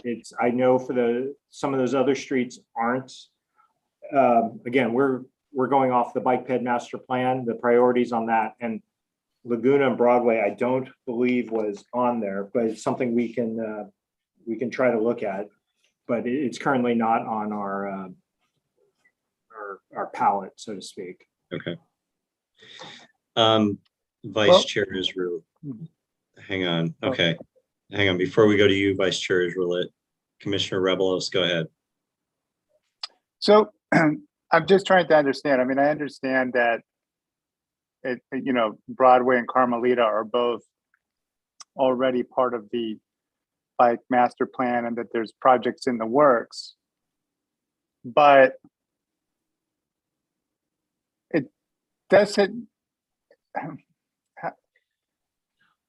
there's a lot of things on this priority list. So what exactly does this priority list mean?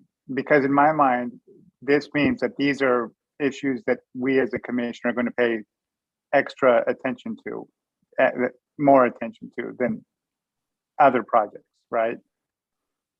I mean, for example, number 1, bike pedestrian plan priorities. That's very general, covers a lot of things. So I'm really thinking about, in my mind, and from talking to other people, Broadway and Carmelita are very troubled or very high profile streets. And so that's why I want to, at least for this year, pay extra close attention to them. And I'd like it to be something that is on the record, right? It's not necessarily that to interfere with existing plans, I guess is what I'm trying to say. Right. So you know, some of these goals may end up turning into committees for further study by a couple of commissioners, right? And public or, you know, staff. So some of the, maybe some of the general goals that are listed on here or that we put on this list may turn into committees. But I hear what you're saying and what Commissioner Lee is saying, that we want something more specific. And that's why I asked Sergeant Perna to give us that heat map so we can focus a little more on those areas that might be of concern, to take another closer look at. You know, Mr. Wong has his list of dozens of projects that the engineering department's working on, and some of these things that we put up may uncover areas that need further attention from the engineering department with regards to parking, safety, or traffic issues. So what is Commissioner Rebelos, so what Mr. Wong is planning to present next month on this engineering project in that Carmelita Broadway area, is that, do you want to see that, what am I trying to say? Is that going to be okay, or do you want to add something else that's going to add more study time to either an agenda or a committee to further dive into? I would say the latter two, maybe more study time or perhaps even a committee to dive into. Okay. So Mr. Wong, you okay with that? Should we put something there? We could. I'm just Okay. trying to see, we'll call it a So Broadway Commissioner era. Lee and Commissioner Rebelos are the ones that are coming up with this goal. What do you want to call it? Either one. I would call it the Broadway Carmelita corridor study or research, or Broadway Carmelita corridor. Commissioner Rebelos, could we add Paloma to that as well, since that's the next street south that the bicycles tend to use more? Would that be all right? I can't say that I'm against it, but I don't want it to be bicycle specific. I'm really thinking of a broader, just, you know, traffic speed, parking, pedestrian safety, bicycle safety, kind of the full spectrum. Okay, that's fine. Just put TSPC study or something like that, Mr. Wong. I mean, it covers it all. TSP study, yeah. That's good. Parking. Yeah. I didn't put it at 9. It was just the cell that I stuck. Right. Yeah, those will. Yeah. Let's see. All right. Vice Chair Israelite, did you have something? So at this point, commissioners, we're just adding to the list. We're not, you know, prioritizing or it's a brainstorming session. So we're not going to take off something from the list at this time. So go ahead, Commissioner or Vice Chair Israelite. Sorry, I was running out of battery on my laptop, which was fully charged at the beginning of this meeting. And I somehow missed that we had switched from striking off the list to adding onto the list. Is it too late to make a suggestion for removal? Not of the new thing we just talked about, but. You can suggest, and if, yeah, go ahead. If there's no objection, we can remove it. Okay, so let me, first of all, I just want to, for the newer commissioners, I just want to mention that when we had bike ped plan priorities on our list, I just want you to keep in mind that the master plan had just come out, and this was something that we had to look at and sort of decide, what was a top priority. And so that is one of the reasons why it was so general, because it just became available, just as background, like as a way of explanation. And then I was going to suggest the removing neighborhood traffic calming and controls, because that's a very general topic. And I think it kind of was about Lion Hogue. And it would be better if we're going to have something about that on the list, be about a specific area instead of something this general and nebulous. Okay, so are you recommending that we remove bike ped plan priorities as well as neighborhood traffic calming controls? I definitely recommend removing neighborhood traffic calming and controls because I think it will be replaced by something that's more specific. For the bike ped plan priorities, it may be that we are going to come up with something more specific, like Commissioner Lee and Commissioner Revelos just suggested, rather than have it be this larger general topic. I don't know how the rest of the commissioners feel about that, though. Okay, well, is there any objection to removing neighborhood traffic calming and controls, which I agree was really focused on the Lion Hogue area, and there's been significant work done in that area now. Is there any objection to removing that from the list of priorities? No. I see no objection. Commissioner or Vice Chair Israel, your hand is still up. Oh, sorry, I just haven't lowered it yet. Sorry. Okay, all right. Down, it's down. So then I see no objection by unanimous consent. We'll move that off the list. Mr. Wong, and did you also want to recommend the bike ped plan priorities as well, or no? Commissioner Vice Chair Israel. I would leave it as a placeholder. Okay. In that we're going to probably be suggesting more specific things, and maybe at the end of this all, it will eventually fall to the bottom because specifics will have replaced it. But my general goal would be to have that fall off the list as it's replaced with specific projects. Does that make sense? Okay. Yeah. Mm-hmm. Or specific suggestions. Mm-hmm. Okay.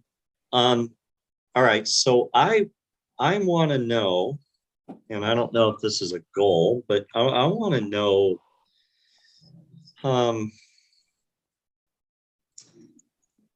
don't know if it's on your list here, Mr. Wong, but I want to know utilization of that new parking garage. And if we're making any progress, getting people to use that garage and freeing up parking in the core area.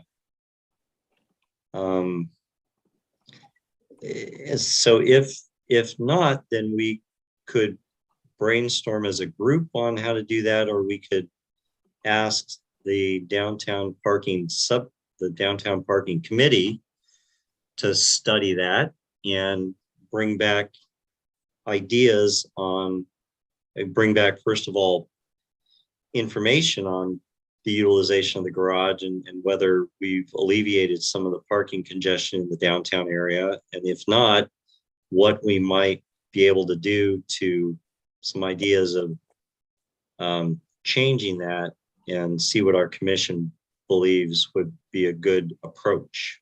So I'd like to see that on the list. Good.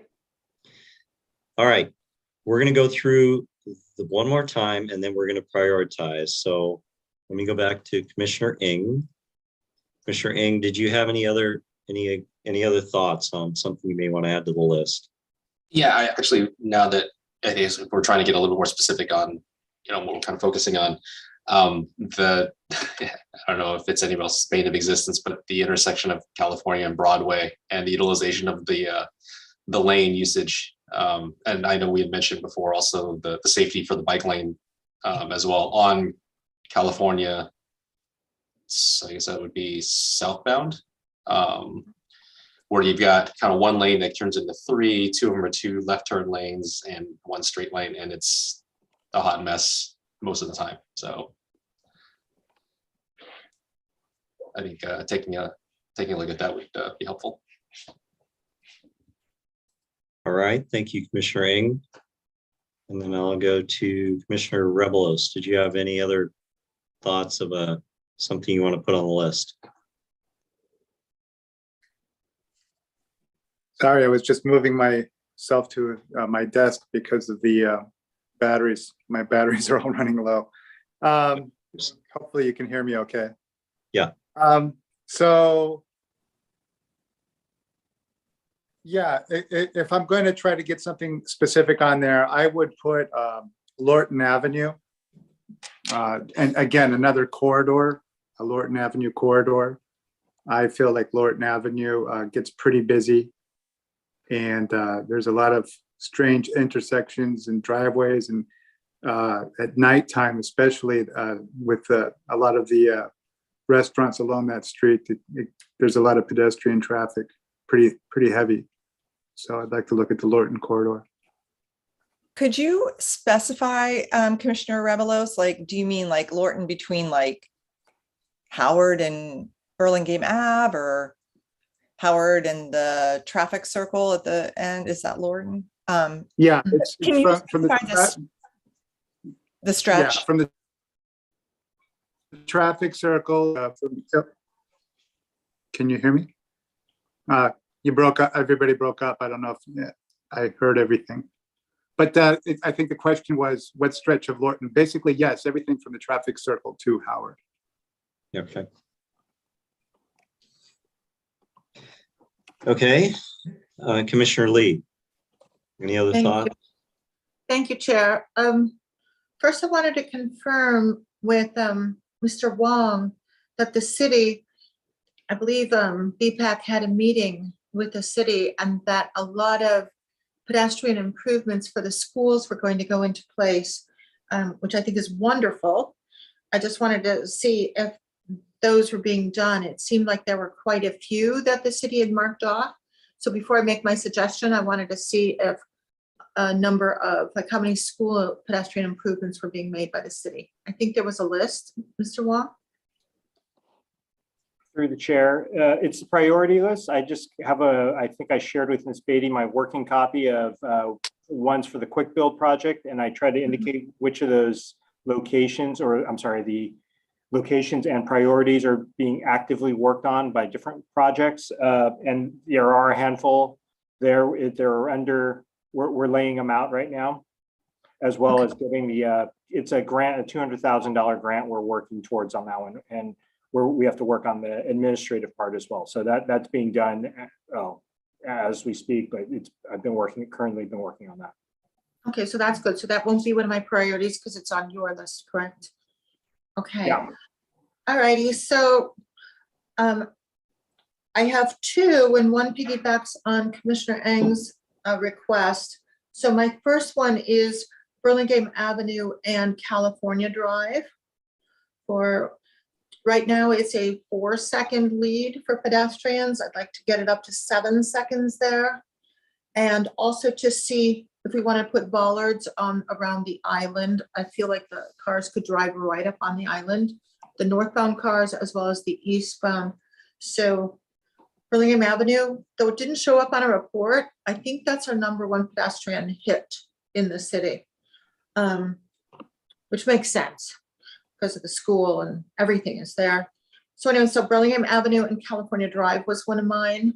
And then if Commissioner Ng doesn't mind, to not just study the southbound California Drive, but study how both motor vehicles and bikes cross that intersection, both northbound, north and westbound, and south and eastbound, to cross over California Drive, Broadway to Carolan, or Carolan, Broadway to California Drive, and how we can move not only motor vehicle traffic southbound, but how do we safely get the bikes from the one bike lane to the other in both directions, from California across Broadway and up down Carolan.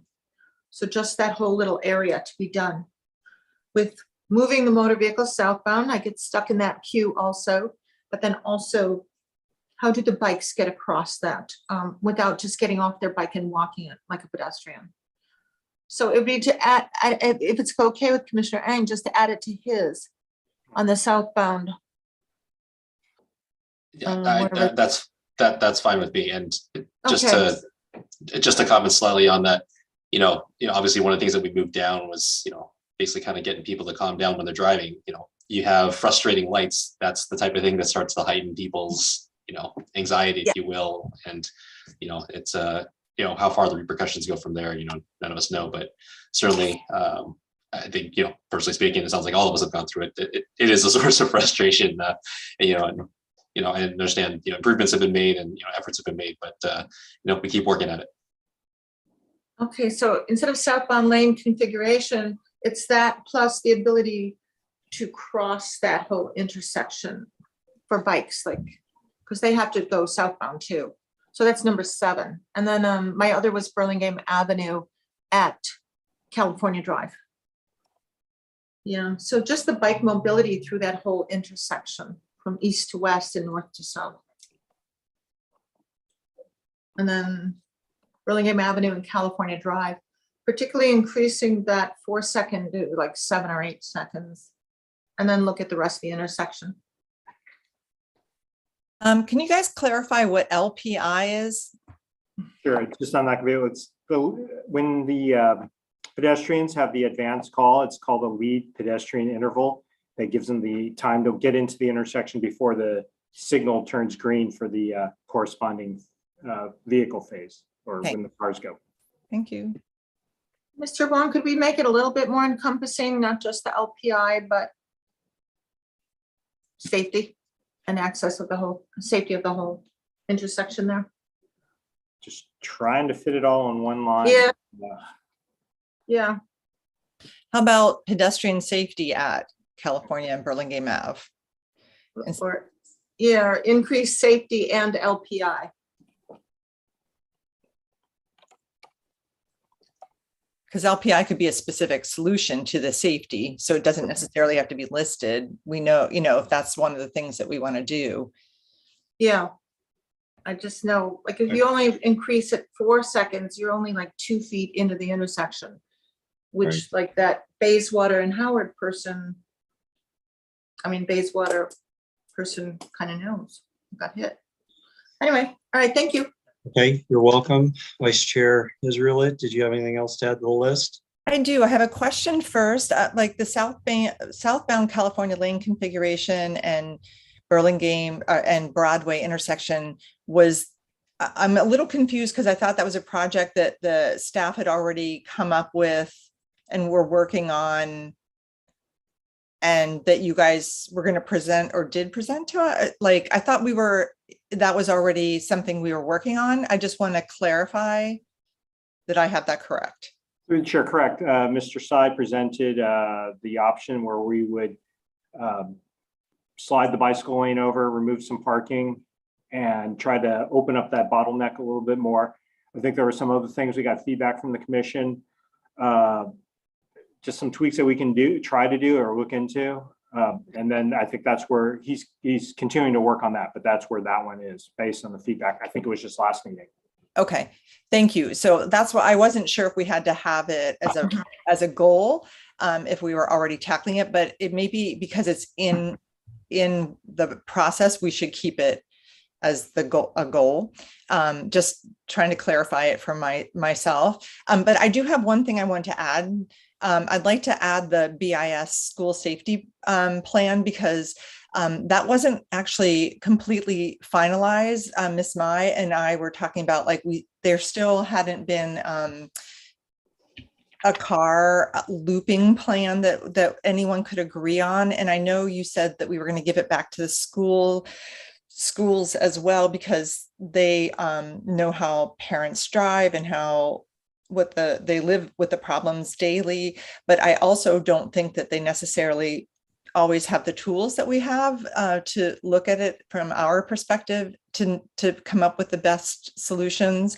And finally, you know, as I mentioned, I just personally really want to make sure after all the work that was put into it, that it's something that we can help you bring to finality, since there were so many disruptions during the planning stages, you know, that we had no control over, obviously, as the city and as a commission. So I'd like to put that on specifically. And that's it. Thank you. Okay, good. All right. I don't have anything else. Let's see. I did have something. Let me see. I want to add it. No, I like this list, but let's leave it at this. We can move forward with prioritizing. One second. Let me just check my notes one more time.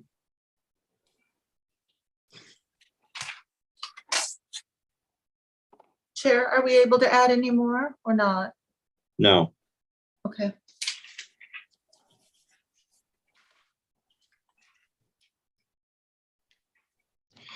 Yeah, so we'll move on to prioritization of this list. So Mr. Wong, do you have the email that you can flash up with the sorting algorithm? No? Okay. I don't have it up right now. I can get to it. All right. Well, no, that's all right. That's all right. Let me just read it. I have it in front of me. So we'll go in turn and we'll go in the same way that we've added things to the list, same order. So you have an option now to move things around in the priority of things. And we'll go through this 3 or so times, maybe 4 times, until the list settles and people are comfortable with it in order of priority. So right now there is no priority on any of these, even though it shows a rank. But forget about that for now. But now we do have a rank. So if you want to move something higher in rank than something else, or move something down in rank, you have that opportunity. And since there's 5 of us, this thing should sort fairly quickly. So Commissioner Ng, I'll let you go first. And is there something on the list you either want to move up or move down? So just to clarify, you just pick one item and then move it in either direction and Yeah, call it a day. Okay. or you could say that you're good with the way it is right now in rank order. I would move parking garage usage to the bottom, all due respect, Chair. Mostly because this is more of a kind of status update rather than there's an actual issue that we need to solve for. Whereas I think the rest of these, especially the more specific ones, there's something that we really have a pressing need to deal with more immediately. Okay, thank you. Commissioner Rebelos.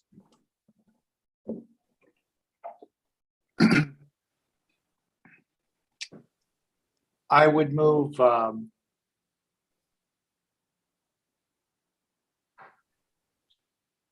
the Burlingame, the BIS school safety improvements. I'd move those up maybe to 6 or 7. I would move You get one move. oh, one move each time. One move. Can I retract that one? Go ahead and move it. Go and move, Mr. Wong. I don't know. Did you take your finger off the piece? I don't know. Isn't that the rule for chess? I totally, I was trying to read the email and listen to you at the same time, and I missed the point that I'm only supposed to do one at a time. Yeah, you get one, and we're gonna cycle through this 3 or 4 times, so you'll get a chance to come back at it. Yeah. I was actually hung up on something else on the list. I noticed there's something that looks like it's kind of the same thing, but it's irrelevant now, so I'll just drop it. Mr. Wong, you want to move BIS school safety up to where do you want 6 or it? 7. Pick one. 7.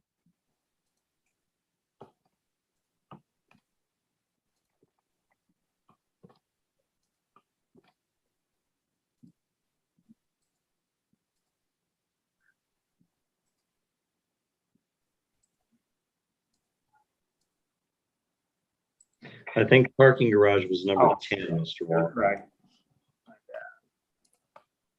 All right, Commissioner Lee, you're next. I'd like to move the Broadway Carmelita Paloma up to number 1, please. Okay.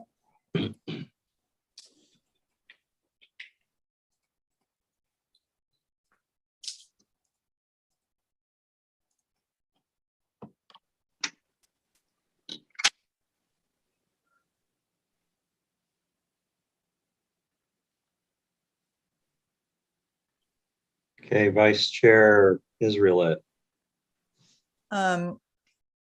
Looking at this list now, I'm like, how did I not suggest we remove these things earlier? I think we have a tighter list this year, which is really good, but I would move Broadway parking down to the bottom below the parking garage usage. And my thought process behind that is, during COVID, it just hasn't really been as much of a problem. And as long as there are parklets, we're dealing with constraints that we can't really necessarily negate. So it just, that's my thinking. Okay. All right.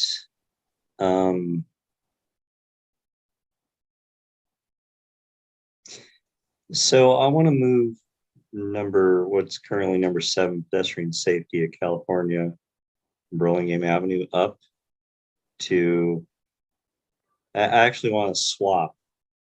I want to put that in place of number 2 and put number 2 in place of number 7. So I want to put bike pit plan down where 7 is and put pedestrians up.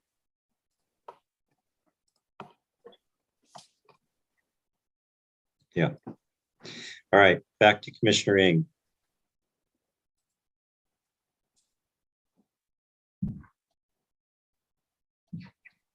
I would like to move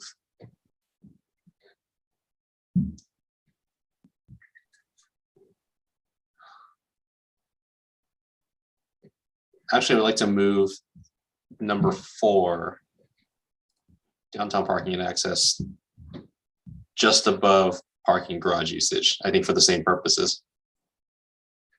Yeah, I don't think it's not necessarily a not that we're not concerned about it long term, but I think kind of picking our battles and focusing on the things that we need to focus on makes more sense.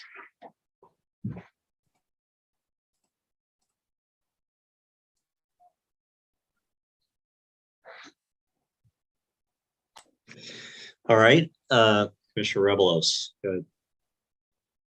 Sure, I would move number 7 Lorton Corridor up to number 3.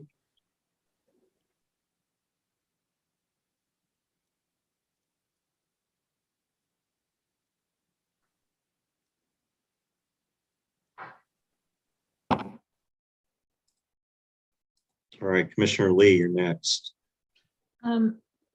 I'd like to move. Main configuration. I'd like to move, basically get number 4 out of there, put it down at number 11. So that everything else moves up. I prefer the BIS safety improvements. It's more specific. So just get it out of there. Thank you. All right, Vice Chair Israelit, go ahead. Sorry, it's going to take me a second there are two things I'm keeping an eye on. Right. I would like to, because it was so bad when we observed it, I really feel like the BIS school safety improvements should actually be number 1, because not only is it so bad, but it's children. Well, let's just put it this way, middle schoolers who are not even as smart as 5-year-olds sometimes.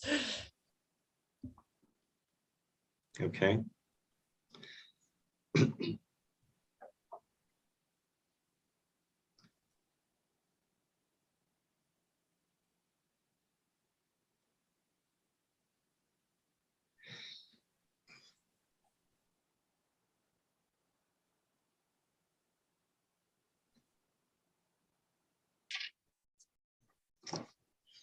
Well, let's see.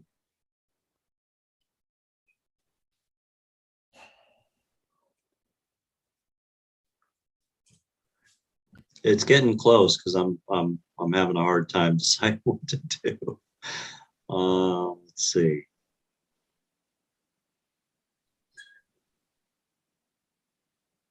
Like pit plan priority access.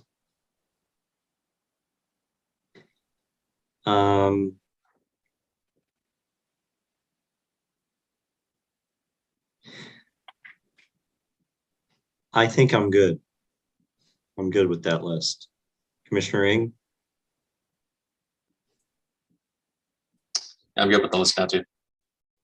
Commissioner Rebelos, I would bump number 8 parking garage usage up to number 7.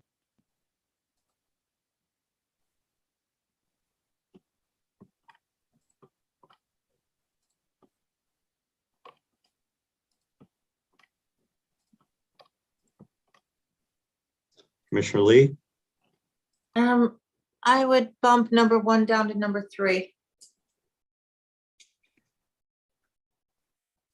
Are you talking swap? No, just put 1 under 2. Okay.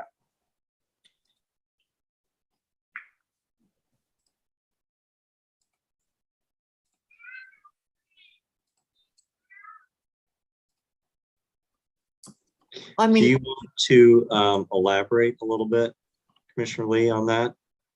oh, it's just that I at the Run beginning of this, I asked Mr. Wong about the pedestrian improvements that the city had for the schools. And there's about a list of 20 that are in the works right now, and we're working on a $200,000 grant. So I think a ton of them are over by BIS. So I think we're getting a lot of that already on the engineering agenda. So that's why, because you know I love school safety. That's why. Okay. Oh, I wanted BIS to be number 3. Sorry, Mr. Wong. But I just think we're covering it. Thank you.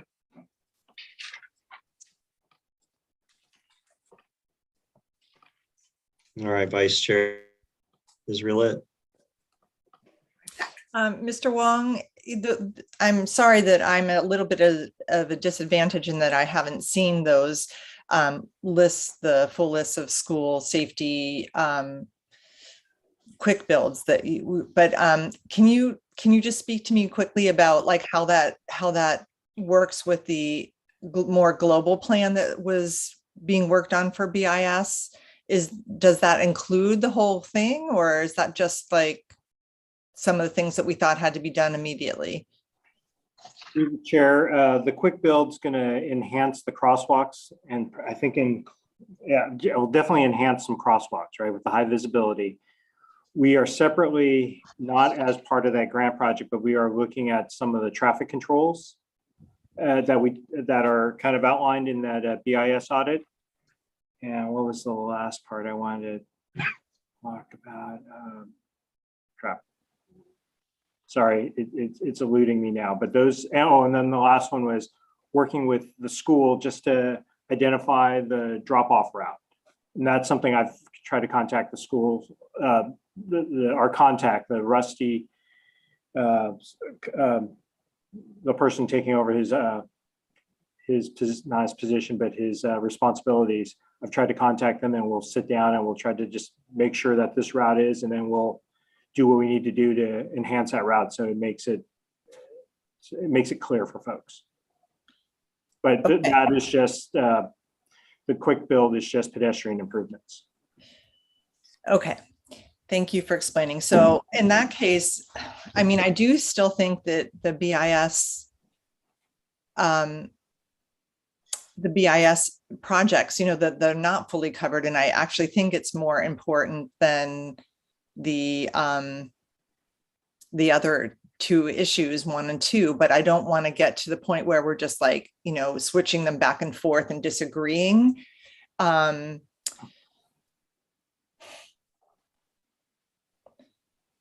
Any advice, Chair Martos? Can you give me some guidance? Move it to number 2. That's a compromise. All I right. went 1 to 3, put it at 2, and And it, call it's it a still, day. we're still going to get to it. You know, Yeah. the top 5 for sure, probably all 10. But I'd say compromise and put it at number 2. Okay, why don't we do that then? And then I'm pretty good with the list.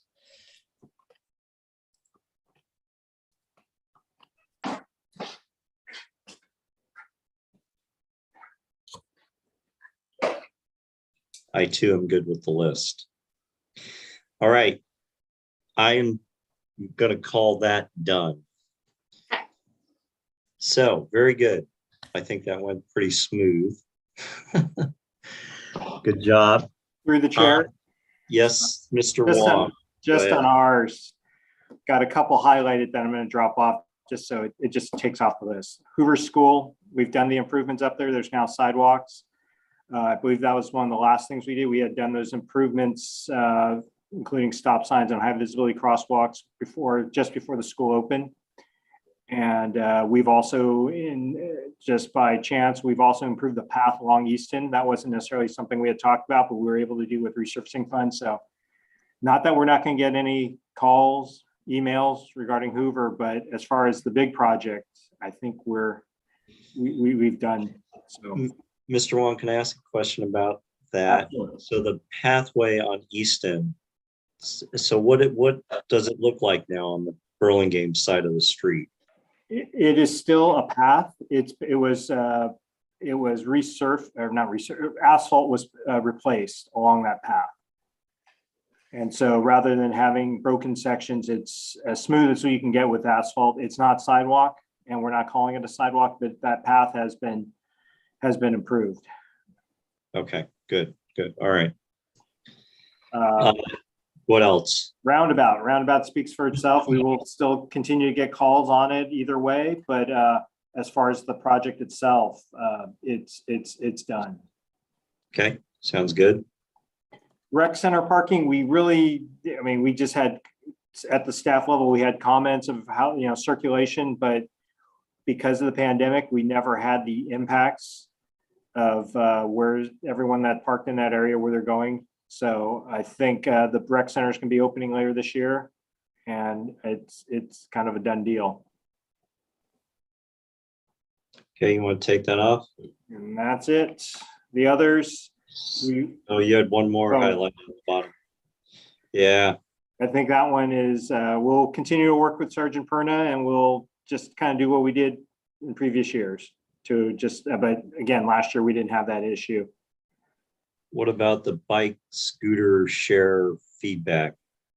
Yeah, I think that one, again, it falls under similar to the one that I've already deleted, the that's definitely in more planning and our sustainability city manager's purview on that. Yeah, they're not bringing back the bike share or the scooter share to the city, right? Correct.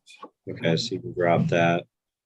And ours aren't really a priority. I'm just going to put this back in here if we give you an update, but that's with Miss Lee has been updating you on the kind of the green streets that we saw some options on.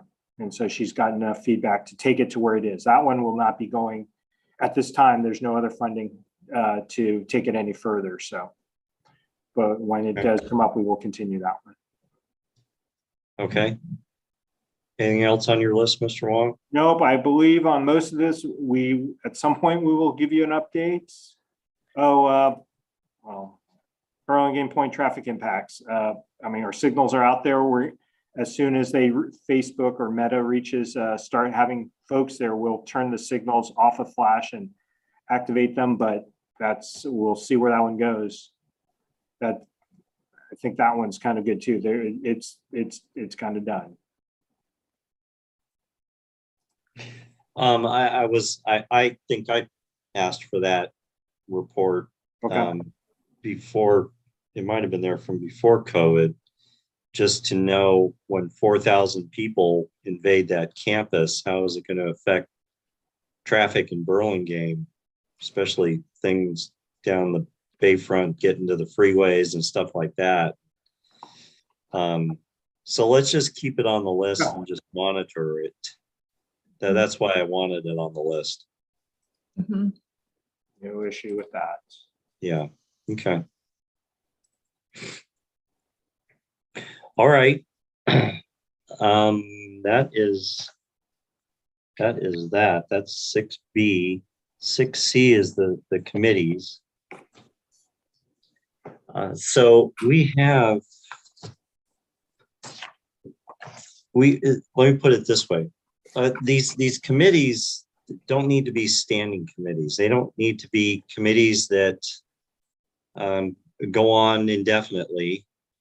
The best example is the Hoover School. And before Hoover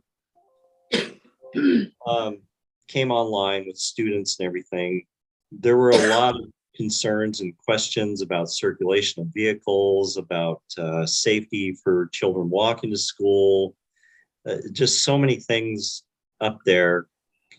And I think when I was chair the first or second time, we formed a committee with Howard Wetton, former Chair Wetton, and another commissioner, Nick Akers, the senior member of the commission as well. And they studied the heck out of it. And they went up there and they walked the site. They talked with a lot of people from the district, from the school, from the neighborhood, and came back to the commission with lots of good information that we talked about, discussed, improved on, and there were several iterations of that. So that committee was active for about 6 months, I think. And then when all the information was passed on to the engineering department and things became part of the plan and things got funded, that commission disbanded because their work was pretty much done. The bulk of their work was done. Now, as Mr. Wong, commented on, there's been some updates on some of the things, but by and large, their work was done. And so that's the way a committee should operate, right? We want a special study on something. We should study it 3 months, 6 months, whatever, 1 month, and bring that information back to our commission so that we can decide based on those studies what we recommend to engineering. So we now have a new priority list, and we have an old set of committees. And are they committees? Are they subcommittees? Really, they should be committees. It's assembly, council, commission, committee, and then you can break a committee into a subcommittee. So really, they're committees. But right now we have downtown parking, and that was established because there was a lot of complaints from the downtown merchants and about parking in the area, and there were still a lot of long-term parking in surface area lots and things like that was just making it so difficult for people to park downtown.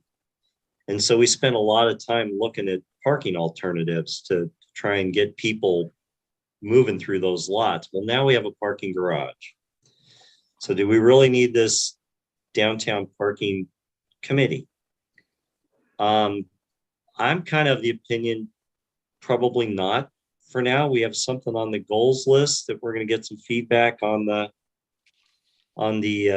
parking garage utilization. But I can go either way on that because we can make that part of this committee. We have Broadway parking. Commissioner Lee and Vice Chair Israel, you worked on that. Do you have an opinion on whether that should be a committee again in 2022 that we want to spend, or whoever wants to spend, time every month to study that and bring information back to the commission? Your thoughts. So I'll start with Vice Chair Israel at this time. Well, I think Broadway always needs a little TLC, but I mean, it sounds like we have some specific topics of action for the committee in the commission in general for this coming year. And I don't know that there's really anything much more that a committee would add to the Broadway issues other than what we're already going to be working on. i.e. California and Broadway, the lane reconfiguration, safety for the bike path and everything like that. That's just what I'm thinking. And if I'm not thinking of something and there's something else we should consider, please let me know. Commissioner Lee? I am in agreement with Vice Chair Israel. I think if we follow our two goals, then we've kind of covered Broadway for this year. Okay. And then we have school traffic, Commissioner Israel. You were part of that committee. Yes. And we have some very specific things on our goals list this year. The school. So what do you think about continuing school traffic in 2022, or would you rather? I think we can retire it for the year, because we've worked over the past 3 or 4 years on pretty much all of the schools, and BIS was the final linchpin that hadn't really been accomplished yet, and that's one of our goals. So I think that committee could retire for the year. Okay. And by the way, commissioners, the forming of a committee can happen anytime we need it. It doesn't have to be now, right? And that's what happened with Hoover. We formed it in, I don't know, it was the March timeframe, something like that. So we can, if we end up with nothing on the list for committees, that's okay. We can form one later if we need it. But first I want to start with this, and then I want to go back and look at our goals and see if we want a couple of commissioners to take on some of these goals, our goals, to study in more detail and bring that information back to the commission. Okay, so then we had city transportation alternatives. Commissioner Rebelos, any thoughts there? Should that continue in 2022? I don't think so. Okay.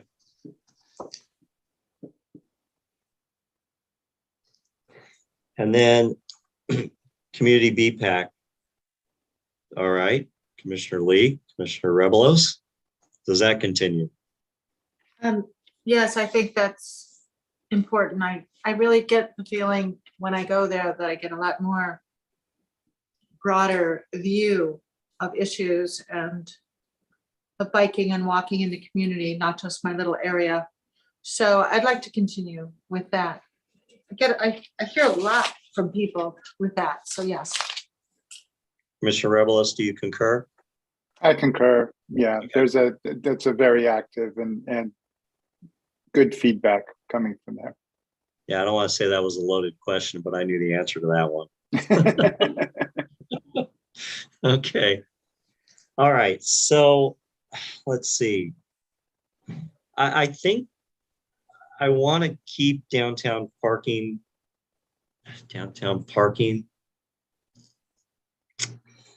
Can you go to our priority list, Mr. Wong? Go ahead, Commissioner Lee. Yeah. Thank you. Instead of calling it downtown parking, I guess because Burlingame Avenue is going to be having some design altercations, like over the crosswalks and additional treatments on Burlingame Avenue. So maybe it's more Burlingame Avenue downtown, which would include my suggestion of Burlingame Avenue and California Drive pedestrian safety, just kind of more Burlingame Avenue instead of just parking. Yeah, yeah. And you heard the history on parking. Okay, well, let's put that aside for a moment. Let's take a look at the list here. Are there things on here that we want to take on as a committee topic for a couple of commissioners to study in more detail and bring back information to the commission for suggestions to engineering and council? Let's see, show of hands. Yes, you're grinning, but you're putting your hand up, Vice Chair Israel. Go ahead. I will now lower my hand. I'm not sure if this is the right time to mention this, but I know Howard was the Teaspoon representative for the El Camino Real renovation project. and even though it's not a committee, like, I don't know, I think it's important that we continue to have representation and participate in that. I would like to do that. So I don't know. It's almost like BPAC where it's, just really liaising with, is that a word, liaising with another commission or another study group. So I'm going to mention it, and I don't know how you want to handle that. It's not on the list here though. No, it hasn't been, and it hasn't been, and I'm suggesting perhaps it should be, just so that we remember it. Mr. Wong, and we dropped ECR. If you scroll down, Mr. Wong, I think it was on the bottom. You moved everything down, or did you delete them? You're on mute. Go ahead, Mr. Wong. I did delete those. Well, we had ECR on, right? ECR corridor.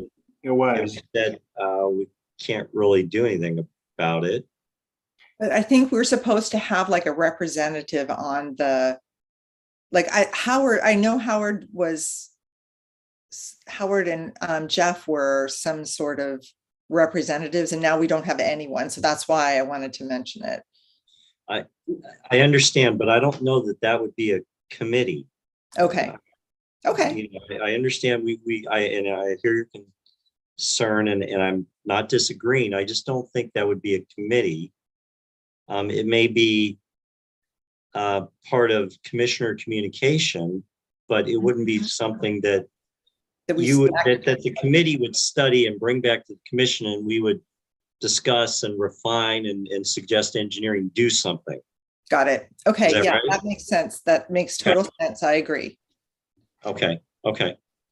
But we should follow up. And I don't know if you wanted to follow up with former Chair Wetton or Wander on whether they're still active in that ECR, what do they call it? A study group or whatever they call it. Mr. Wong. Through the chair, I can talk to our assistant director regarding because he attends those meetings with I guess we call it a working group or a technical group. Okay. We'll go ahead and we'll whoever would like to be on that, because I think the way it was one was in kind of an alternate. One we were allowed one. We had one representative on there, and one was an alternate in case the other couldn't meet. Okay. All right, but then looking at thank you, Mr. Wong and Vice Chair Israel, looking at our priority list, is there anything on this list that we want to have a committee study? Yes, Vice Chair. I know we talked about downtown parking and access not being like a big deal anymore, but it seems like we could still have a committee. I feel like we have to be taking the temperature of parking because it is going to pick up again. Maybe that's jumping the gun, but just sort of assessing how is the garage being used? Are we having congestion? Are we having people circle and hover for parking spots? Because we don't really know, if this problem or not yet. I see. Okay. Unless you think that COVID has still shut things down so badly that there's plenty of parking, so we don't have to worry about it at this point. Okay. Commissioner Lee, you had a thought on downtown parking. We should call it something different, right? Yes, something or other.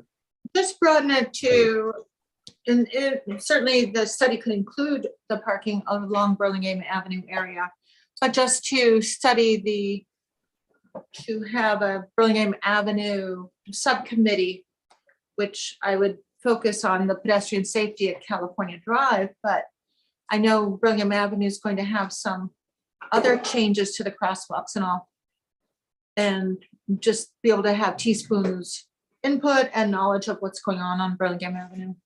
So I'd be happy to have that if I had a another person. So you're talking about safety on Burlingame Avenue. Safety, and then obviously California Drive at Burlingame Avenue, but then the changes, I think there's going to be some changes to the crosswalks being made, some additional treatments down there on the avenue, and just for Teaspoon to have their fingers in that as well.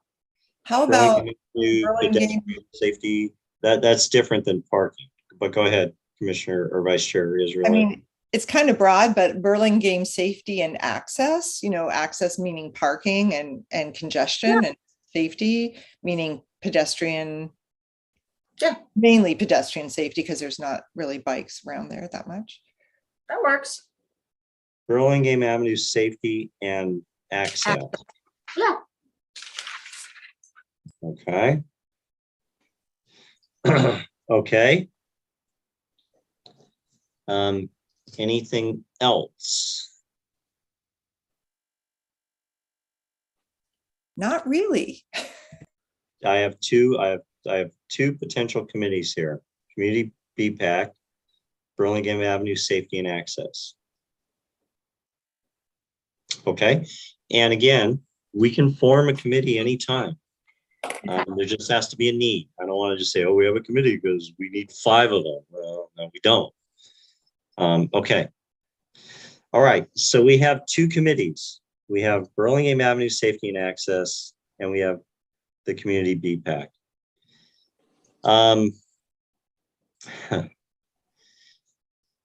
Does anybody have a burning desire to replace Commissioner Lee or Commissioner Rebelos on the Community BPAC?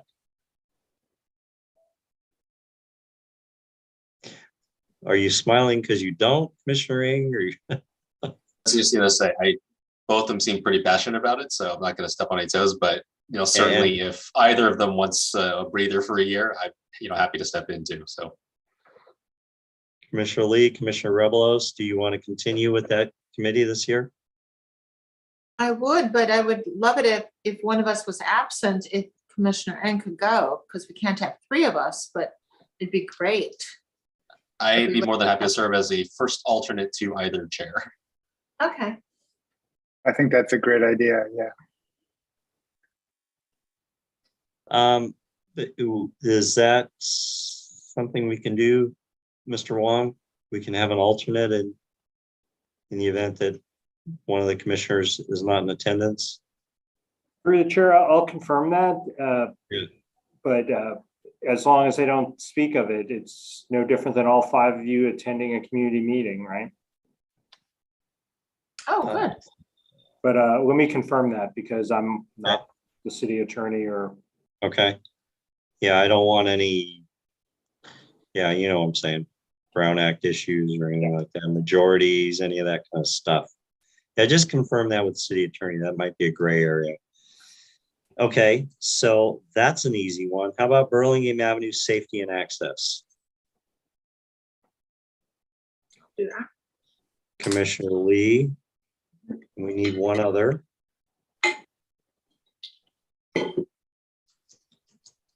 I will do it with you, Commissioner Lee. Thank you. And Martos. All right. Okay. I think we have it. Okay, very good. I think that takes us to the end of item 6C. So I'll close out item 6 and we'll move on to 7A, which is, and by the way, thank you, commissioners. I know it's late, it's long. This is important. This kind of sets the framework for the rest of the year. So this is important. I'm glad you've all had your opportunity to speak, and we've considered everybody's opinion here and everybody's thoughts, and that's the way the commission should work.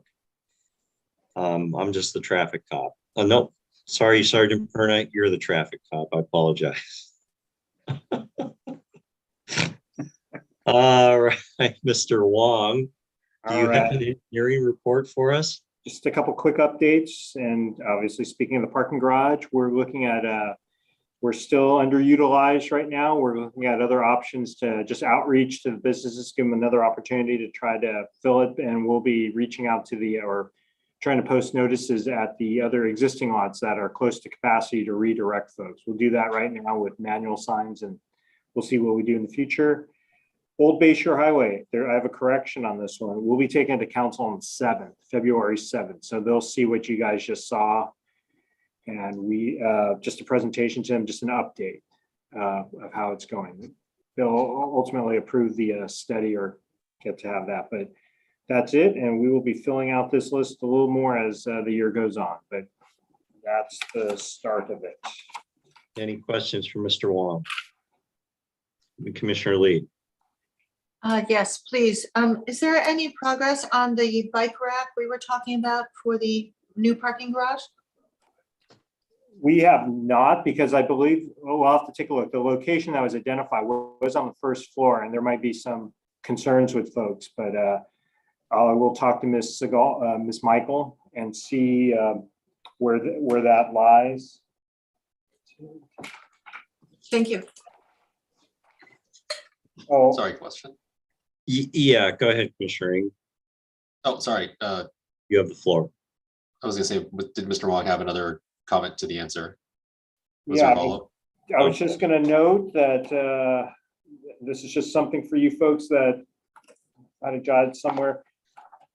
Commissioner Lee, in the mail are the excerpts from the bike ped master plan. So that's on the way to you. And sorry, if I find it, I'll try to bring it up. There was some note I had jotted about, I thought I had a couple, there was one other thing, but I'll turn it over to Commissioner Lee or Commissioner Ng. Thanks. So my question was, and I'm sorry if I missed the detail, Mr. Wong, when you said that the garage was underutilized, to what magnitude? Do you have a kind of percentage or? Through the chair, the first floor is fully utilized. The second floor, mostly it's the upper floors, third, fourth, and fifth. There's probably a few cars up on the upper levels close to the elevators, but for the most part, you can go up there and it's pretty open. Okay, thank you.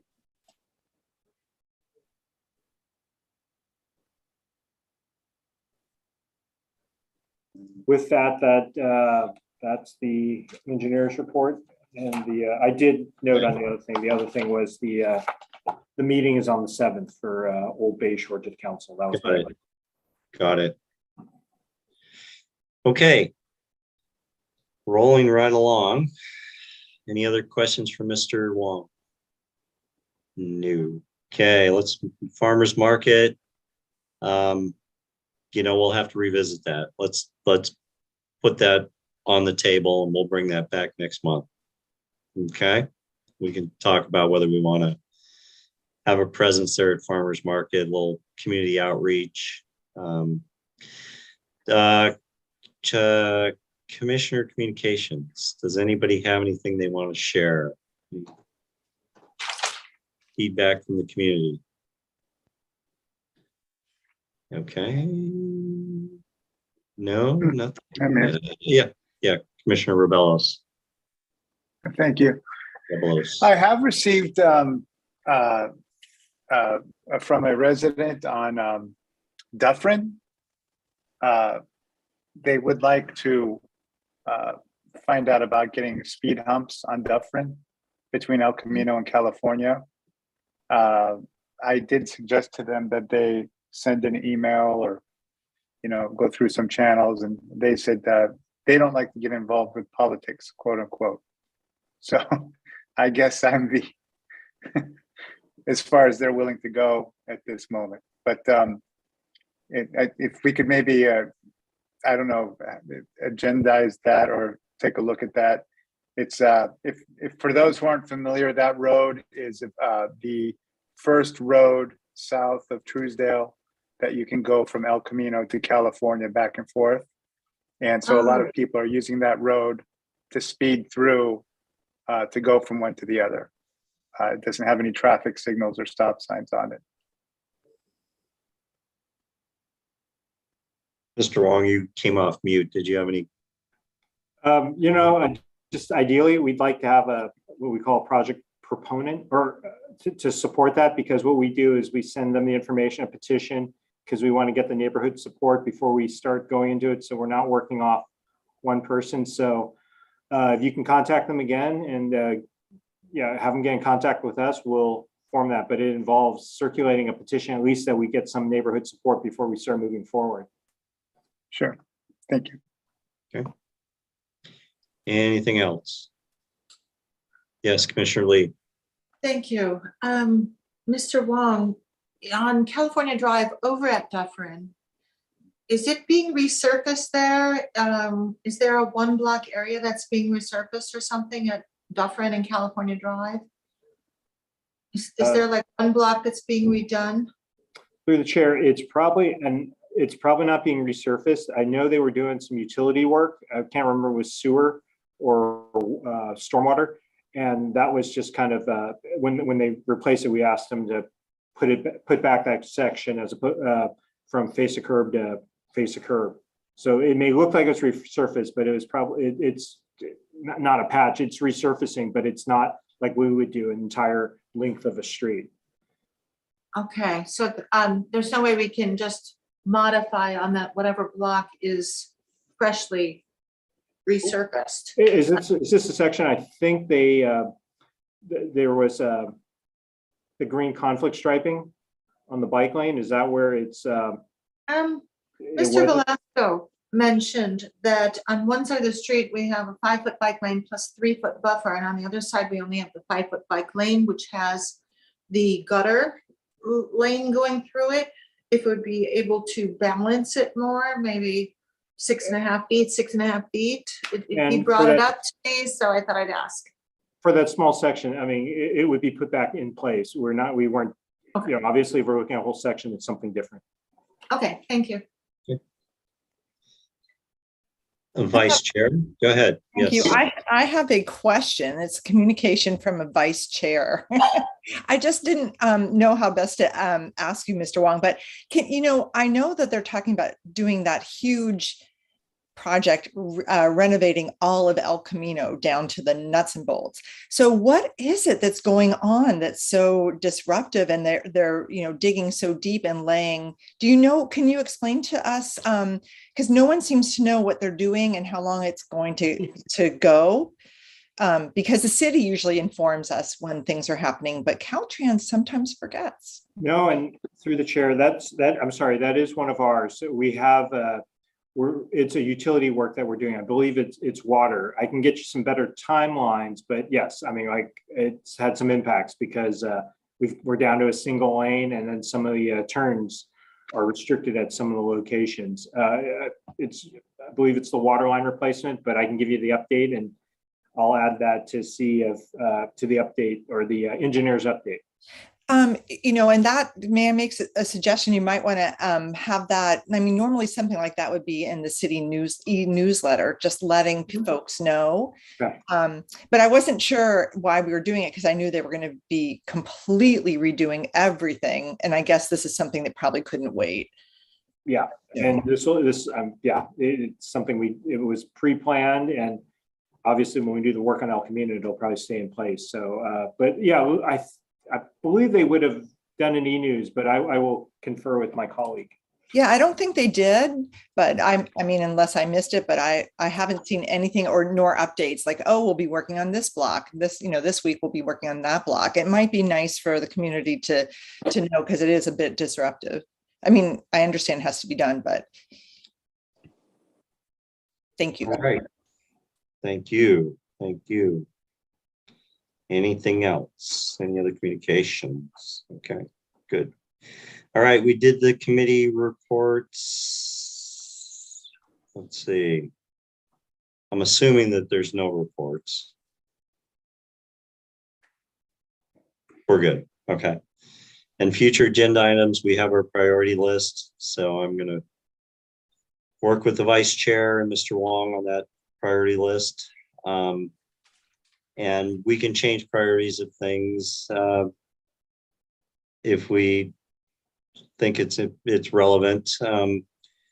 Next month, when we get to future items. If you want to pop something off the list and bring it to the subsequent month's agenda, we can talk about that. But for now, we'll just go with one of the top two things on the priority list that we just established. And with that, does anybody want to make a motion to adjourn? Aloha. I move that we adjourn the meeting and express our jealousy with two of the 5 commissioners. May you enjoy your Mai Tais and wear your sunscreen. I already did. Yeah, the sun's out. I'm so ashamed to tell a dermatologist I forgot to put on sunscreen today and I got burned. I can see that you're pink, Chair Martos. As your dermatologist, I had to say something. I was out all day and nothing. I know when I saw your broad brimmed hat, so you get a gold star. Always. Is there a second? I second. All right. It's been moved by Vice Chair Israel and seconded by Commissioner Ring that we adjourn this meeting. So meeting adjourned. Yay. Aloha. Enjoy, you guys. Enjoy safe travels. Thank you all. All right. Thank take you. care. Thank Have a great Take care, evening. everybody. Bye-bye. Great